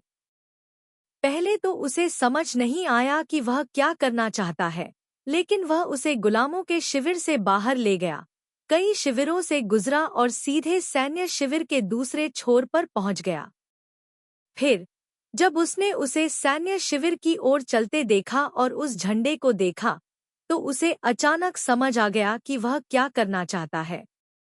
वह दोआन लुओंग थोंग था, उस मंगोल अधिकारी का क्षेत्र जो बिल्कुल ठग माँ जैसा दिखता था। वह क्रोधित हो गई, उसके पीछे चली गई, उसके पीछे 3 कदम चलने का नियम भूल गई, उसकी बाह पकड़ ली और उससे प्रश्न किया, तुम मुझे बेचना चाहते हो? उसने उसे थप्पड़ मारने के लिए अपना हाथ उठाया, लेकिन जब वह उसके चेहरे के करीब पहुंचा, तो वह अचानक रुक गया। धिक्कार है, वह ऐसा नहीं कर सकता था। उसने मन ही मन गाली दी, जल्दी से उसकी शर्ट पकड़ी, उसे आगे खींचा और गुस्से से डांटा, अरे बदमाश, क्या तू चलना नहीं जानता? मैं तुम्हारी लाठी नहीं हूँ। उसने उसे तेजी से आगे खींचते हुए कहा। जब तक वे अभी अभी कैंप के मुख्य द्वार से बाहर निकले, मोड़ पर अंधेरे कोने में पहुंचे, उसने उसे जाने दिया। वह क्रोधित थी, उसे घूर रही थी, और यहाँ तक कि हिम्मत करके फिर से पूछ भी रही थी, तुम मुझे बेचना चाहते हो? उसके दिमाग में गुस्सा भर आया। वह बोल पड़ा, तुम मेरी गुलाम हो, मैं तुम्हारे साथ जो चाहूँ कर सकता हूँ। जल्दी से आना। उसने उसे थप्पड़ मारा। वह चकमा नहीं दे रहा था, बस उसे घूर रहा था। ऐसा नहीं था कि वह चकमा नहीं दे सकता था, वह जानती थी, वह उसे मारने की कोशिश कर रहा था। तो यह सबसे अच्छा विरोध है जो आप कर सकते हैं। जब मौका मिले तो तुम मुझे थप्पड़ ही मार सकते हो।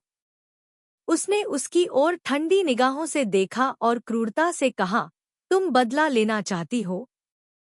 अरे, वह कभी किसी को नहीं मार सकती। अगर मैं तुम्हें अभी चाकू भी दे दूं, तो भी तुम ऐसा नहीं कर पाओगे। शर्म, गुस्सा और गुस्से में उसने उसकी कमर से चाकू निकाला, उसे घूरा और उसकी गर्दन पर वार किया। वह बिल्कुल भी नहीं हिला, बिल्कुल भी नहीं चकमा दिया, चाकू पकड़ने के लिए अपना हाथ नहीं उठाया, पलक भी नहीं झपकाई। तेज धारदार ब्लेड उसकी गर्दन पर रखी गई, जिससे खूनी लकीरें बन गईं। उसे उसे मार देना चाहिए था, बस एक जोरदार वार, बस एक वार ही काफी होता। वह अपनी माँ का बदला ले सकती थी। उसने युद्ध के मैदान में देखा था कि इस स्थान पर चाकू से हमला करने पर बहुत सारा खून निकलता था, और जिस व्यक्ति पर चाकू से वार किया जाता था, वह वहीं मर जाता था। लेकिन उसने टाला नहीं, वापस नहीं लड़ा, और वह ऐसा नहीं कर सकी। उसे नहीं पता था कि उसने टाला क्यों नहीं, वापस नहीं लड़ा, उसे जमीन पर क्यों नहीं गिराया, तलवार वापस क्यों नहीं ली। उसने अपने सामने खड़े आदमी को घूर कर देखा, उसने अपनी आंखें नीची करके उसे देखा, उसकी आंखों में कोई डर नहीं था। वह धारदार ब्लेड जिसे उसने चमकदार सफेद होने तक तेज किया था, उसकी गर्दन पर रक्तवाहिकाओं से चिपकी हुई थी। उसने चाकू की मूठ को कसकर पकड़ लिया, फिर भी वह आगे नहीं बढ़ सकी। उसने सांस अंदर खींची, फिर से सांस अंदर खींची। जाहिर है कि उसे बस थोड़ा और जोर लगाने की जरूरत थी, थोड़ी सी धड़कती हुई रक्तवाहिका को काटना था, फिर चाकू को पीछे खींचना था और उसे वह मिल जाता जो वह चाहती थी, लेकिन वह ऐसा नहीं कर सकती थी। केवल चाकू का हैंडल पकड़े हुए उसका हाथ थोड़ा कांप रहा था। आप ऐसा नहीं कर सकते। धीमी आवाज सुनाई दी, स्पष्ट रूप से जोरदार नहीं, लेकिन उसे लगा जैसे उसने गड़गड़ाहट सुनी हो। उसके सामने खड़े आदमी ने उसे देखने के लिए अपनी आंखें नीची कर ली। उसकी आंखों में नामहीन जटिल भावनाएं चमक उठीं, लेकिन इतनी सारी भावनाओं के बीच डर जैसी कोई चीज नहीं थी। तुम्हें लगता है कि मैं तुम्हें नहीं मार सकता? उसने गुस्से में चाकू को थोड़ा और जोर से दबाया। चमकीला लाल तरल बह निकला, ब्लेड लाल हो गया, एक बूंद धीरे धीरे नीचे सरक गई। बस इसी बात ने उसकी हथेली को पसीना पसीना कर दिया। उसका दिल अचानक किसी कारण से खट्टा और नरम महसूस करने लगा। लेकिन उसके सामने वाले आदमी ने भौहें सिकोड़ने की भी जहमत नहीं उठाई। उसने बस धीरे से कहा, हार मान लो, तुम मुझे अपने हाथों से नहीं मार सकते।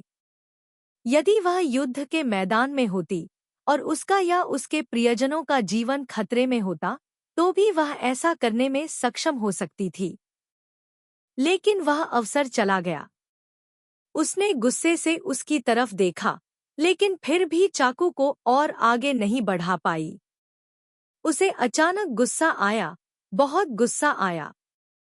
मुझे खुद से नफरत हुई कि मैं यह काम नहीं कर पाया, खुद पर गुस्सा आया कि मैं बेकार हूँ।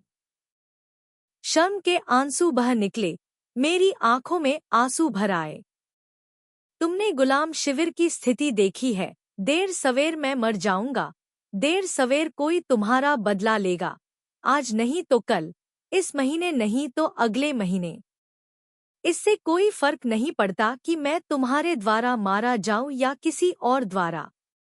रात की हवा उनके कपड़ों के कोने से गुजर रही थी, उसके अस्त व्यस्त बालों को उड़ा रही थी।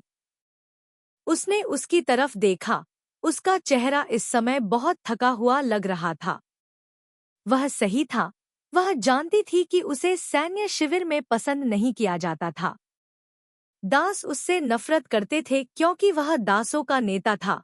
मंगोल भी उससे नफरत करते थे क्योंकि उसकी प्रतिष्ठा बहुत बड़ी थी। उन्हें डर था कि वह श्रेय ले लेगा। चारों ओर से खतरे से घिरी इस जगह पर किसी भी क्षण जान जा सकती थी। फिर न जाने कब उसने अपना हाथ ऊपर उठा दिया। वह कांप उठी, लेकिन फिर भी उसने कोई कदम नहीं उठाया। उसने उसका छोटा बर्फीला हाथ पकड़ा, धीरे से उसके हाथ से चाकू निकाला और उसे वापस म्यान में रख दिया। उसने विरोध नहीं किया, वह जानती थी कि विरोध बेकार है। अगर वह चाहता तो उसे मारना आसान होता, उसकी ताकत उसके सामने बिल्कुल भी नहीं थी। वह उसे नहीं मार सकती थी। वह सही था, वह वास्तव में ऐसा नहीं कर सकती थी। वह वास्तव में मरने के लायक था। उसने अपनी माँ को मार डाला, लेकिन वह उसे नहीं मार सकती थी। अगर वह एक राक्षस था तो यह अच्छा होगा। अगर उसके पास कोई दिल नहीं था तो यह अच्छा होगा। अगर वह वास्तव में निर्दयी और हृदयहीन था तो यह अच्छा होगा। अगर वह इतना स्पष्ट रूप से नहीं देख सकती थी तो यह अच्छा होगा। चाकू पहले से ही अपने म्यान में था, लेकिन उसकी दृष्टि पहले से ही आंसुओं से ढकी हुई थी। उसने उसका हाथ नहीं छोड़ा, उसे अभी भी कसकर पकड़े हुए था। उसकी आवाज कर्कश थी। कल गुमा आखिरी टीम के लिए भोजन लाएगी। वह तुम्हें अपने साथ ले जाएगी। वह मंगोल परिवार के साथ रहेगी। वहां भोजन और आश्रय है और लड़ने की कोई जरूरत नहीं है। यदि आप भागना चाहते हैं तो और भी अवसर होंगे। मैं भागना नहीं चाहता, मैं बस तुम्हें मरते हुए देखना चाहता हूँ। उसने आंखों में आंसू भरकर कहा। उसके बड़े हाथ ने उसका हाथ पकड़ लिया और थोड़ा कस दिया। वह उसकी आंखों में दर्द की झलक देख सकती थी, लेकिन उसने शांति से कहा, तो फिर वहां जाओ और इंतजार करो। वह चाहती भी तो गुलामों के शिविर में और नहीं रह सकती थी। वे लोग बेवकूफ नहीं थे।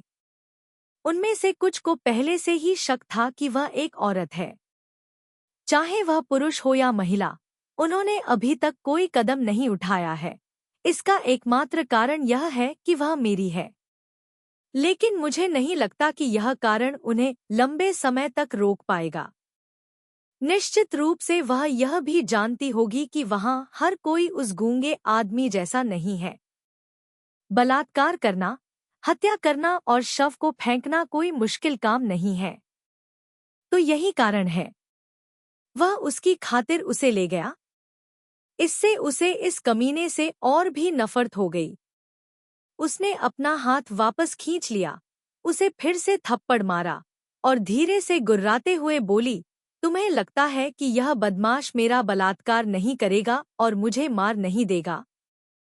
क्या मुझे सैन्य वेश्या बनने के लिए नहीं बेचोगे? क्या आपको लगता है कि मंगोल परिवार मेरे साथ बुरा व्यवहार नहीं करेगा? आप स्वयं भी कभी गुलाम थे। गुलामों का क्या हश्र होता है, यह आप जानते हैं। गुलाम लोग नहीं हैं, वे कुत्ते हैं, वे जानवर हैं, वे बलि की वस्तुएं हैं। वह हिम्मत नहीं करेगा। गुमा उसे एक सैन्य वेश्या के रूप में नहीं बेचेगी। उसकी आंखों के कोने हल्के से फड़क उठे और उसने दांत पीसते हुए कहा, क्यों? क्योंकि मैं तुम्हारी वेश्या हूँ। उसने उसे गुस्से से घूरा और क्रोधित होकर कहा, तुमने कहा, तुम सिर्फ मंगोल सेना के कुत्ते हो। वह कुत्ते से क्या डरता है? लेकिन तुम सही हो, मैं तुम्हें मार नहीं सकता, लेकिन मैं नीच बन सकता हूँ। मैं खुद को मंगोलों के लिए बलिदान कर सकता हूँ। मैं किसी ऐसे व्यक्ति को ढूंढ लूंगा जो मेरे लिए तुम्हें मारने को तैयार हो। इतना कहकर वह मुड़ी और को माँ के शिविर के मुख्य द्वार की ओर चल दी। धिक्कार है, वह क्रोधित हो गया, उसे पकड़ लिया, उसे घसीटकर एक अंधेरे कोने में ले गया, गुस्से से अपना सिर नीचे कर लिया और उसे घूरते हुए धीरे से गुर्राया, क्या तुम वेश्या बनना चाहती हो? क्या आप जानते हैं कि एक वेश्या क्या करती है? बेशक मुझे पता। अपना मुंह खोलो और उन लोगों का स्वागत करो जो मेरे लिए तुम्हारे मांस के टुकड़े टुकड़े करने को तैयार हैं। उसने गुस्से में वे अश्लील शब्द उगल दिए जो उसने गुलाम शिविर में सुने थे, हालांकि वह वास्तव में उनका पूरा अर्थ नहीं समझ पाई थी। लेकिन आधे रास्ते में उसने उसकी टांगें फैला दी, उसे दीवार के सहारे दबा दिया, जिससे उसे गहरी सांस लेनी पड़ी। उसे सांस लेने का भी समय नहीं मिला था कि उसने उसे चूमा और उसे जोर से दबाया। उसने उसे चूसा, चाटा, चुमा और काटा। उसका बड़ा हाथ भी उसकी शर्ट में घुस गया। उसकी छाती को बांधने वाले कपड़े को नीचे खींचकर उसके कोमल अंग को सहलाने लगा। भले ही कपड़ों की एक मोटी परत थी, फिर भी वह उसकी गर्म, कठोर मर्दानगी को अपनी जांघों के बीच संवेदनशील जगह पर दबाते और रगड़ते हुए महसूस कर सकती थी। वह डर गई थी और उसे दूर धकेलना चाहती थी, लेकिन यह बेकार था। वह बहुत ताकतवर था, बहुत लंबा था।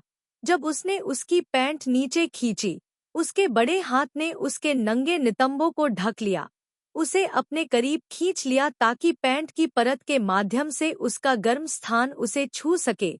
उसका चेहरा पहले से ही आंसुओं से ढका हुआ था, उसका शरीर कांप रहा था। क्या तुम जानते हो कि एक वेश्या क्या करती है?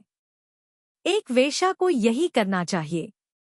उसने अपने होंठ उसके होठों से चिपका दिए, उसकी आंखें लाल हो गईं और वह उसे घूरते हुए बोला, अपना मुंह खोलो और हर आदमी का स्वागत करने के लिए अपनी टांगे फैलाओ। यही तो वह करना चाहती थी। ठीक है, हर वाक्य के साथ उसने उसके शरीर को छूने के लिए बल का इस्तेमाल किया। भले ही उनके बीच कपड़े की एक परत थी, लेकिन यह उसकी जलती हुई गर्मी को रोक नहीं सका। यह हरकत बेहद अश्लील, असभ्य और आक्रमण की भावना से भरी हुई थी। खंड 1 अध्याय 15। वह हांफने लगी। उसने उसे मारने के लिए अपना हाथ उठाया, लेकिन उसने उसे पकड़ लिया, उसका हाथ उसके सिर के ऊपर खींच लिया और उसे दीवार पर दबा दिया। मुझे जाने दो। वह डर गई और डर के मारे चिल्लाने लगी। उसे डर था कि वह सचमुच यहाँ उसके साथ बलात्कार करेगा। उसे डर था कि किसी और को पता चल जाएगा। उसे डर था कि अगर उन्हें पता चल गया तो वे हमेशा के लिए नरक में गिर जाएंगे और कभी वापस नहीं आ पाएंगे। उसे जाने दो। किस पर आधारित? सिर्फ इसलिए कि तुम लड़की हो। उसकी काली आंखें उदास थीं, क्रोध और वासना से भरी हुई, हाँफ रही थी, कर्कश स्वर में कह रही थी, वेश्याएं पैसे के लिए काम करती हैं, जो पैसा देता है वह मालिक होता है। क्या आपको लगता है कि पुरुष वेश्याओं को पसंद करेंगे? क्या आपको लगता है कि आपके जैसा कोई अनुभवहीन व्यक्ति पुरुषों के साथ खेल सकता है? वह सोचती है कि वह इस बदसूरत दागदार शरीर से पुरुषों को आकर्षित कर सकती है। शायद मुझे तुम्हें सिखाना चाहिए कि एक आदमी को कैसे खुश किया जाए। तुम्हें सिखाना चाहिए कि अपने इस छोटे से मुंह का सही तरीके से इस्तेमाल कैसे किया जाए। छोड़ दो। मुझे जाने दो।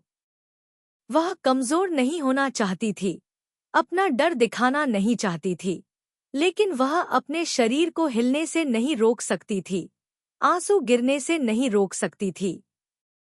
उसका गुस्सा अभी भी था, लेकिन उसके डर ने उसे थोड़ा कम गुस्सा दिलाया। वह बहुत डरी हुई थी।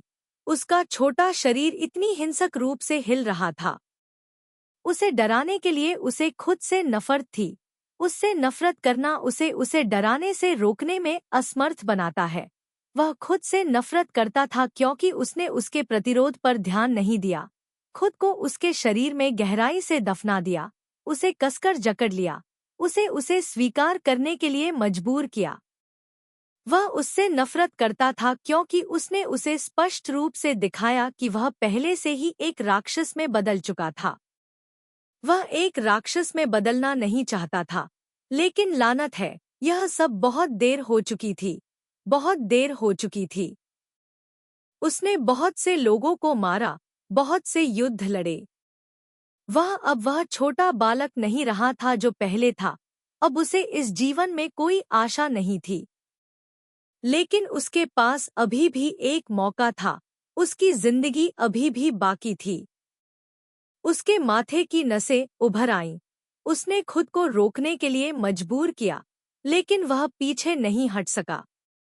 अभी तक नहीं। उसके पैरों के बीच दबे होने का एहसास बहुत बढ़िया था। उसका अकड़ा हुआ शरीर चीख रहा था और छोड़ने से इनकार कर रहा था, लेकिन वह इतनी डरी हुई थी कि उसका चेहरा पीला पड़ गया। उसकी बड़ी बड़ी आंखें घबराहट से भर गईं। उसका पूरा शरीर तनाव में आ गया, जैसे कि वह टूटने वाला हो। यह सही है, जब वह उसका सामना करती थी तो उसके चेहरे पर यह भाव होना चाहिए था, उसे उससे डरना ही था। लेकिन उसे पहले कभी भी वह इस तरह पसंद नहीं आई थी। वह नहीं चाहता था कि वह उससे डरे। उसने उसका हाथ छोड़ा, उसके पीले, आंसुओं से सने छोटे चेहरे को सहलाया और कर्कश स्वर में कहा, पुरुष तुम्हारी भावनाओं की परवाह नहीं करेंगे, सिर्फ इसलिए नहीं रुकेंगे क्योंकि तुम कहती हो कि तुम नहीं चाहती हो, सिर्फ इसलिए नहीं छोड़ेंगे क्योंकि तुम कहती हो कि तुम छोड़ दोगी। वे केवल उसके शरीर का फायदा उठाना जानते हैं, बस उस पर गुस्सा निकालना चाहते हैं, और जब उनका काम पूरा हो जाता है तो वे अपने जीवन में वापस लौट जाते हैं। उसकी सहानुभूति के कारण उसकी सांस फूलने लगी और उसकी अथाह काली आंखों के कारण उसे पीड़ा हुई। वह उससे कमजोर थी, इसलिए उसे अपमानित महसूस हुआ। उसकी नम आंखें बंद हो गईं। लेकिन उसकी कर्कश, दर्दनाक आवाज उसके कानों के पास थी, उसके दिल में उतर रही थी। इसलिए इतना मूर्ख मत बनो कि अपना गर्व और अहंकार त्याग दो। जितना संभव हो सके इस जगह को छोड़ने का मौका लें, इस बदले की भावना को भूल जाएं और दिन प्रतिदिन जिएं। अन्यथा आपको न केवल अपने शरीर और जीवन से, बल्कि अपनी आत्मा और हृदय से भी इसकी कीमत चुकानी पड़ेगी। उसने अपने होंठ उसके होठों पर दबाए और बोला, हर शब्द कठोरता से आग की तरह गर्म, उसे जलाता हुआ। वह महसूस कर सकती थी कि वह उसके चेहरे को धीरे से सहला रहा है। वह उसके द्वारा कहे गए हर मार्मिक शब्द का स्वाद ले सकती थी। तब तक प्रतीक्षा करो जब तक तुम्हें अपने द्वारा किए गए सभी गंदे कामों का पता न चल जाए। तुम्हारे हाथ और शरीर खून से सने हुए हैं, जिन्हें धोया नहीं जा सकता, यहाँ तक कि तुम्हारा दिल भी काला पड़ गया है। तुम अब खुद को भी नहीं पहचान पाओगे। जब तुम दर्पण में देखोगे तो तुम्हें केवल एक ठंडे खून वाला राक्षस दिखाई देगा। उस समय वह जिस व्यक्ति से घृणा करती थी और जिससे नफरत करती थी, वह मैं नहीं, बल्कि उसकी अपनी पसंद होगी। उसका शरीर कांप उठा। वह अपनी आंखें खोलने से खुद को रोक नहीं पाई, केवल उसकी आंखों में अवर्णनीय दर्द और पछतावा देखने के लिए। उस पल वह जानती थी कि वह उसके बारे में नहीं, बल्कि अपने बारे में बात कर रहा था। उसने डर से अपनी आंखें चौड़ी की और उसे देखा, अवाक। केवल उसके होंठ थोड़े कांप रहे थे। अचानक उसने अपनी नजरें बदल ली। उसकी पैंट ऊपर खींची, उसके स्तनों को कपड़े में लपेटा, लगभग बेरहमी से उसकी शर्ट को वापस खींच लिया, फिर पीछे हट गया। जब उसके पैर जमीन पर पड़े तो वह थोड़ा लड़खड़ाई। उसने अपने लाल और सूजे हुए होठों को ढकने के लिए हाथ बढ़ाया जो कांप रहे थे। वह केवल घबराहट में अपने पीछे की लकड़ी की दीवार के सहारे झुक सकती थी। उसकी आंखें आंसुओं से भरी हुई थी। वह अपने सामने खड़े आदमी को उलझन में देख रही थी। कोमा आपको टीम के अंत में रखेंगे, वह आपकी देखभाल करने के लिए किसी को ढूंढ लेंगे। जब तक आप अपने मुंह पर नियंत्रण रख सकते हैं, दूसरों के काम में दखल नहीं दे सकते तथा आज्ञाकारी होकर काम कर सकते हैं, एक दिन आपको वहां से निकलने का मौका मिल ही जाएगा। उसने उसकी बाह पकड़ ली।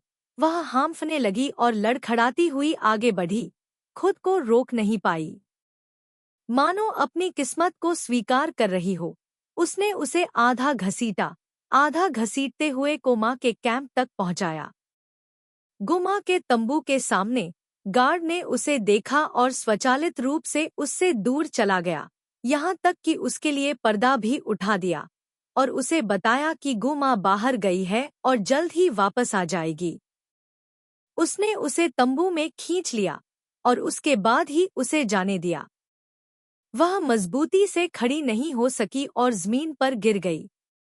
उसी क्षण उसने आगे बढ़कर हाथ बढ़ाया, लेकिन जैसे ही वह उसे छूने वाला था, उसने जल्दी से पीछे खींच लिया। वह अश्रुपूर्ण आंखों से अपने सामने के आलीशान दृश्य को देखते हुए चौंक उठी। यह जगह उसके घर से बिल्कुल अलग थी, आरामदायक, साफ सुथरी और स्वच्छ। जमीन का हर इंच सुंदर बहुरंगी बुने हुए कालीनों से ढका हुआ है। बीच में एक चिमनी थी, जिसमें एक लोहे का चूल्हा था, और लोहे के चूल्हे के ऊपर एक पाइप था जो सीधे तंबू के ऊपर जाता था, जिससे धुआं बाहर नहीं निकल पाता था। तंबू में कपड़ों के डिब्बे और बिस्तर के अलावा एक छोटी सी मेज भी थी। मेज पर सभी प्रकार के फलों के साथ एक लापीस लाजुली प्लेट थी। उसने उसके खड़े होने का इंतजार नहीं किया और ठंडे स्वर में कहा, परेशानी मत करो, दूसरे लोग मेरे जितना धैर्यवान नहीं हैं। यह कहने के बाद वह जाने के लिए मुड़ा, लेकिन उसने उसकी सांस रुक जाने और ठंडे स्वर में उसका मजाक उड़ाने की आवाज सुनी। तुमने कहा था कि वह मेरा ख्याल रखेगा। जब तक पेड़ गिर गया और बंदर तितर बितर हो गए। अगर तुम मर गए तो मेरा भी अंत अच्छा नहीं होगा। उसने अपनी मुट्ठी और कस ली और क्रूरतापूर्वक एक वाक्य छोड़ दिया। तो फिर आपको अच्छे भाग्य के लिए प्रार्थना करनी होगी। वह चला गया। तूदा ने उस आदमी की पीठ पर घूर कर देखा, उसे पर्दा उठाते और इत्मीनान से बाहर निकलते हुए देखा। उसका शरीर बहुत दर्द में था, उसकी पीठ भी दर्द कर रही थी, उसकी छाती उसके खुरदरे दबाव से दर्द कर रही थी, उसकी कलाई अभी भी उसके कसने से लाल थी। उसका शरीर बहुत दर्द में था, वास्तव में दर्द कर रहा था, लेकिन उसकी छाती में उसका दिल भी कस रहा था। किसी तरह यह कई बार दर्द कर रहा था, उसके शरीर से कई 100 गुना ज्यादा। बेशक यह उसकी वजह से नहीं था, बेशक यह उसकी वजह से नहीं था। वह उस आदमी से नफरत करती थी, वह उससे बहुत नफरत करती थी। उसने उसे खुद को स्पष्ट रूप से देखने दिया, नफरत की कि वह सारा दोष उस पर नहीं डाल सकती। जब वह रेंग कर ऊपर आई, तो उसने अपनी बेल्ट के पीछे कुछ पाया। उसने बाहर निकाला और देखा। मुझे नहीं पता कि उस कमीने ने कब अपना चाकू उसकी बेल्ट में डाल दिया। उसने उसे वह चाकू दे दिया जो वह हमेशा अपने साथ रखता था। किसे परवाह है? उसे उसकी सहानुभूति की जरूरत नहीं है, उसकी दया की जरूरत नहीं है, कोई जरूरत नहीं है। उसने चाकू को जोर से बाहर फेंका। साधारण चाकू टेंट को सहारा देने वाले लकड़ी के खंभे से टकराया, खट खट की आवाज के साथ नीचे गिरा और बुनी हुई चटाई पर जा गिरा। चाकू के हैंडल के चारों ओर फिसलने से बचाने के लिए बंधी पुरानी, गहरे ताड़ के पत्ते के रंग की म्यान और रस्सी लंबे समय तक इस्तेमाल के कारण हैंडल के साथ एक हो गई थी, जिससे रंगीन बुनी हुई चटाई पर पड़ा चाकू और भी अधिक उभर कर सामने आ गया था।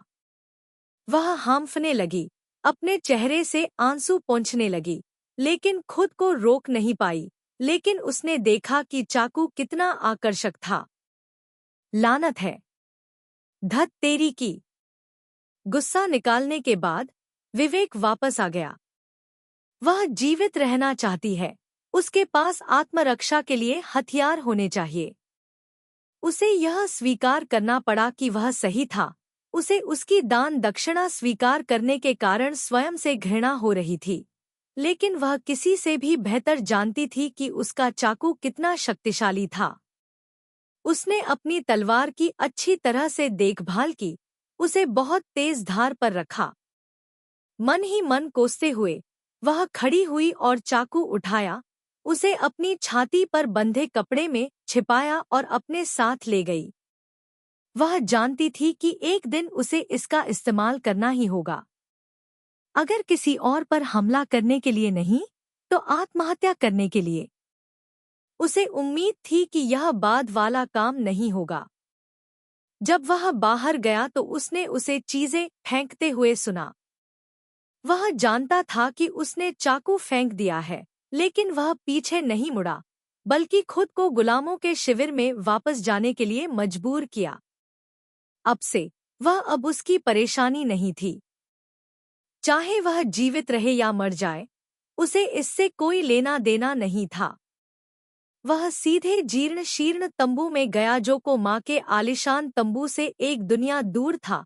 चिमनी में कुछ घोड़े की लीद फेंकी, फिर कालीन पर बैठ गया और अपने हथियार को साफ करना शुरू कर दिया। आग धीरे धीरे जल रही थी, सफेद धुआं उठ रहा था और छत के छेद से बाहर निकल रहा था। दिन के अंत में उसने जो किया वह यह था कि उसने अपने सभी हथियारों को सबसे तेज धार पर तेज किया, उनमें तेल लगाया और फिर कालीन पर लेट गया, अपने सिर को अपनी बाह पर टिकाकर सो गया। तंबू बहुत शांत था। उसका घोंसला यहीं था, उसके बाईं और ज्यादा दूर नहीं। उसने उसे सामान समेटने का मौका नहीं दिया। उसके घर के विपरीत गुमा के घर में अच्छा खाना और गर्म कपड़े मिलते थे, यहाँ तक कि जमीन पर बिछा कालीन भी उससे कहीं बेहतर था जो उसने उसे दिया था। उसने अपनी आंखें बंद कर ली और खुद को उस खाली कालीन को देखने की इजाजत नहीं दी। गुमा के घर में उसकी बेहतर देखभाल की जाएगी। उसके लिए एक गुलाम सैनिक की बजाय एक नौकर बनना बेहतर होगा। तुम्हें लगता है कि वह ठग मेरा बलात्कार नहीं करेगा और मुझे मार नहीं देगा? क्या मुझे सैन्य वेश्या बनने के लिए नहीं बेचोगे? क्या आपको लगता है कि मंगोल परिवार मेरे साथ बुरा व्यवहार नहीं करेगा? वह हताशा में भौहें सिकोड़कर पीछे मुड़ा। अरे, गुमा ऐसा नहीं करेगी, हिम्मत नहीं करेगी। उसे टीम के अंत तक लाने के लिए दूसरे लड़के ने उससे 50 तैल चांदी ले ली। कोमा एक सैनिक की तरह दिखते हैं, लेकिन असल में वे एक व्यापारी हैं। उन्हें पैसे का इस्तेमाल करके काम करने के सिद्धांत पता है। आप स्वयं भी कभी गुलाम थे। गुलामों का क्या हश्र होता है, यह आप जानते हैं। गुलाम लोग नहीं हैं, वे कुत्ते हैं, वे जानवर हैं, वे बलि की वस्तुएं हैं। उन्होंने सोचा नहीं था कि उस आदमी में उन्हें अपमानित करने की हिम्मत है। पेड़ गिर गया और बंदर तितर बितर हो गए। अगर तुम मर गए तो मेरा भी अंत अच्छा नहीं होगा। उसके ठंडे शब्दों में व्यंग्य और निराशा थी। उसकी आंखों के कोने फड़क उठे और वह बेचैनी से पलट गया। लानत है। उसे पंक्ति के पीछे भेजना ही सबसे अच्छा विकल्प था जो वह सोच सकता था। वह यहाँ नहीं रह सकती थी, सिर्फ इसलिए नहीं कि गुलाम सैनिकों में से किसी को उसका लिंग पता चल गया होगा, बल्कि सबसे बड़ी बात यह कि उसे नहीं लगता था कि वह उसे रोककर रख सकता है और उस पर हमला नहीं कर सकता। उसका बलात्कार करना एक बहुत ही साधारण मामला था। लंबे समय से खोई हुई बुद्धि और विवेक को फेंकना बहुत सरल है, बहुत सरल है। उन्होंने अभी अभी यह साबित किया है।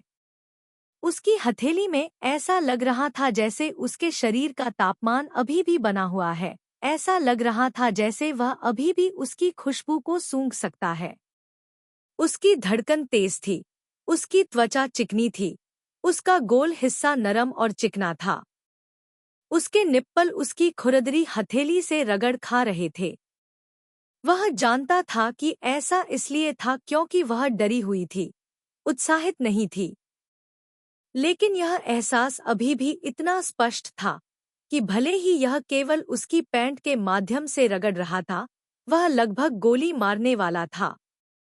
उसे याद आया कि कपड़े के माध्यम से उसका कठोर स्थान उसके गर्म शरीर में घुसने वाला था, जिससे उसके निचले कूल्हे सख्त और दर्दनाक हो गए। वह उसे यहाँ नहीं रख सकता था।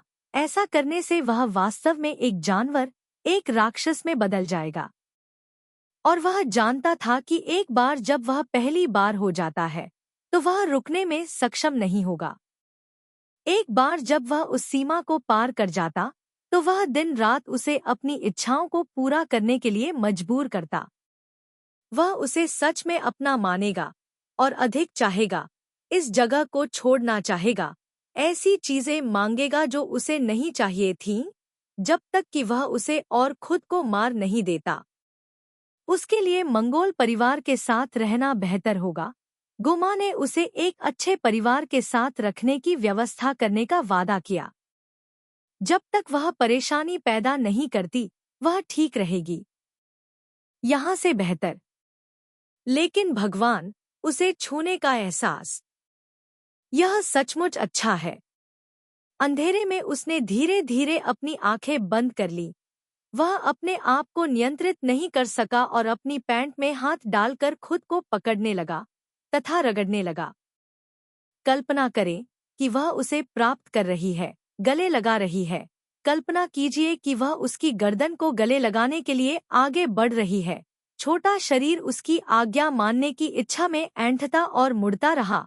उसकी गर्म सांसों की कल्पना करते हुए उसकी हामफती कराहें उसके कानों के पास से गुजरती हुई।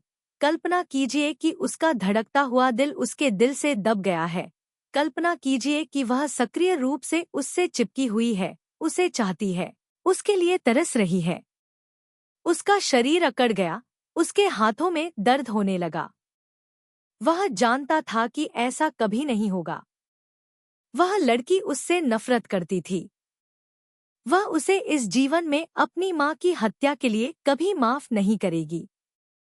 लेकिन किसी कारण से वह यह याद किए बिना नहीं रह सका कि जब उसने उस गुलाम को लात मारी थी तो उसने उसे किस तरह देखा था। वह बिना किसी डर के सीधे उसकी ओर देख रही थी। उसकी आंखें सब कुछ देख रही थी। ऐसा लग रहा था जैसे वह जानती थी कि वह क्या सोच रहा था। वह उसकी बेप्सी जानती थी। यह एक भ्रम था।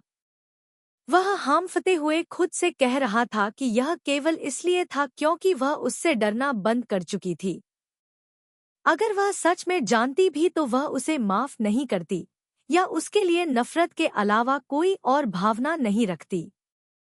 बस यही सोचते हुए उसे उसकी नम आंखें याद आ गईं। वह जानता था कि उसे दूर ले जाना सही था, लेकिन उसके दिमाग में हमेशा वही सबसे बुरी संभावनाएं आती रहीं जो उसने कही थी।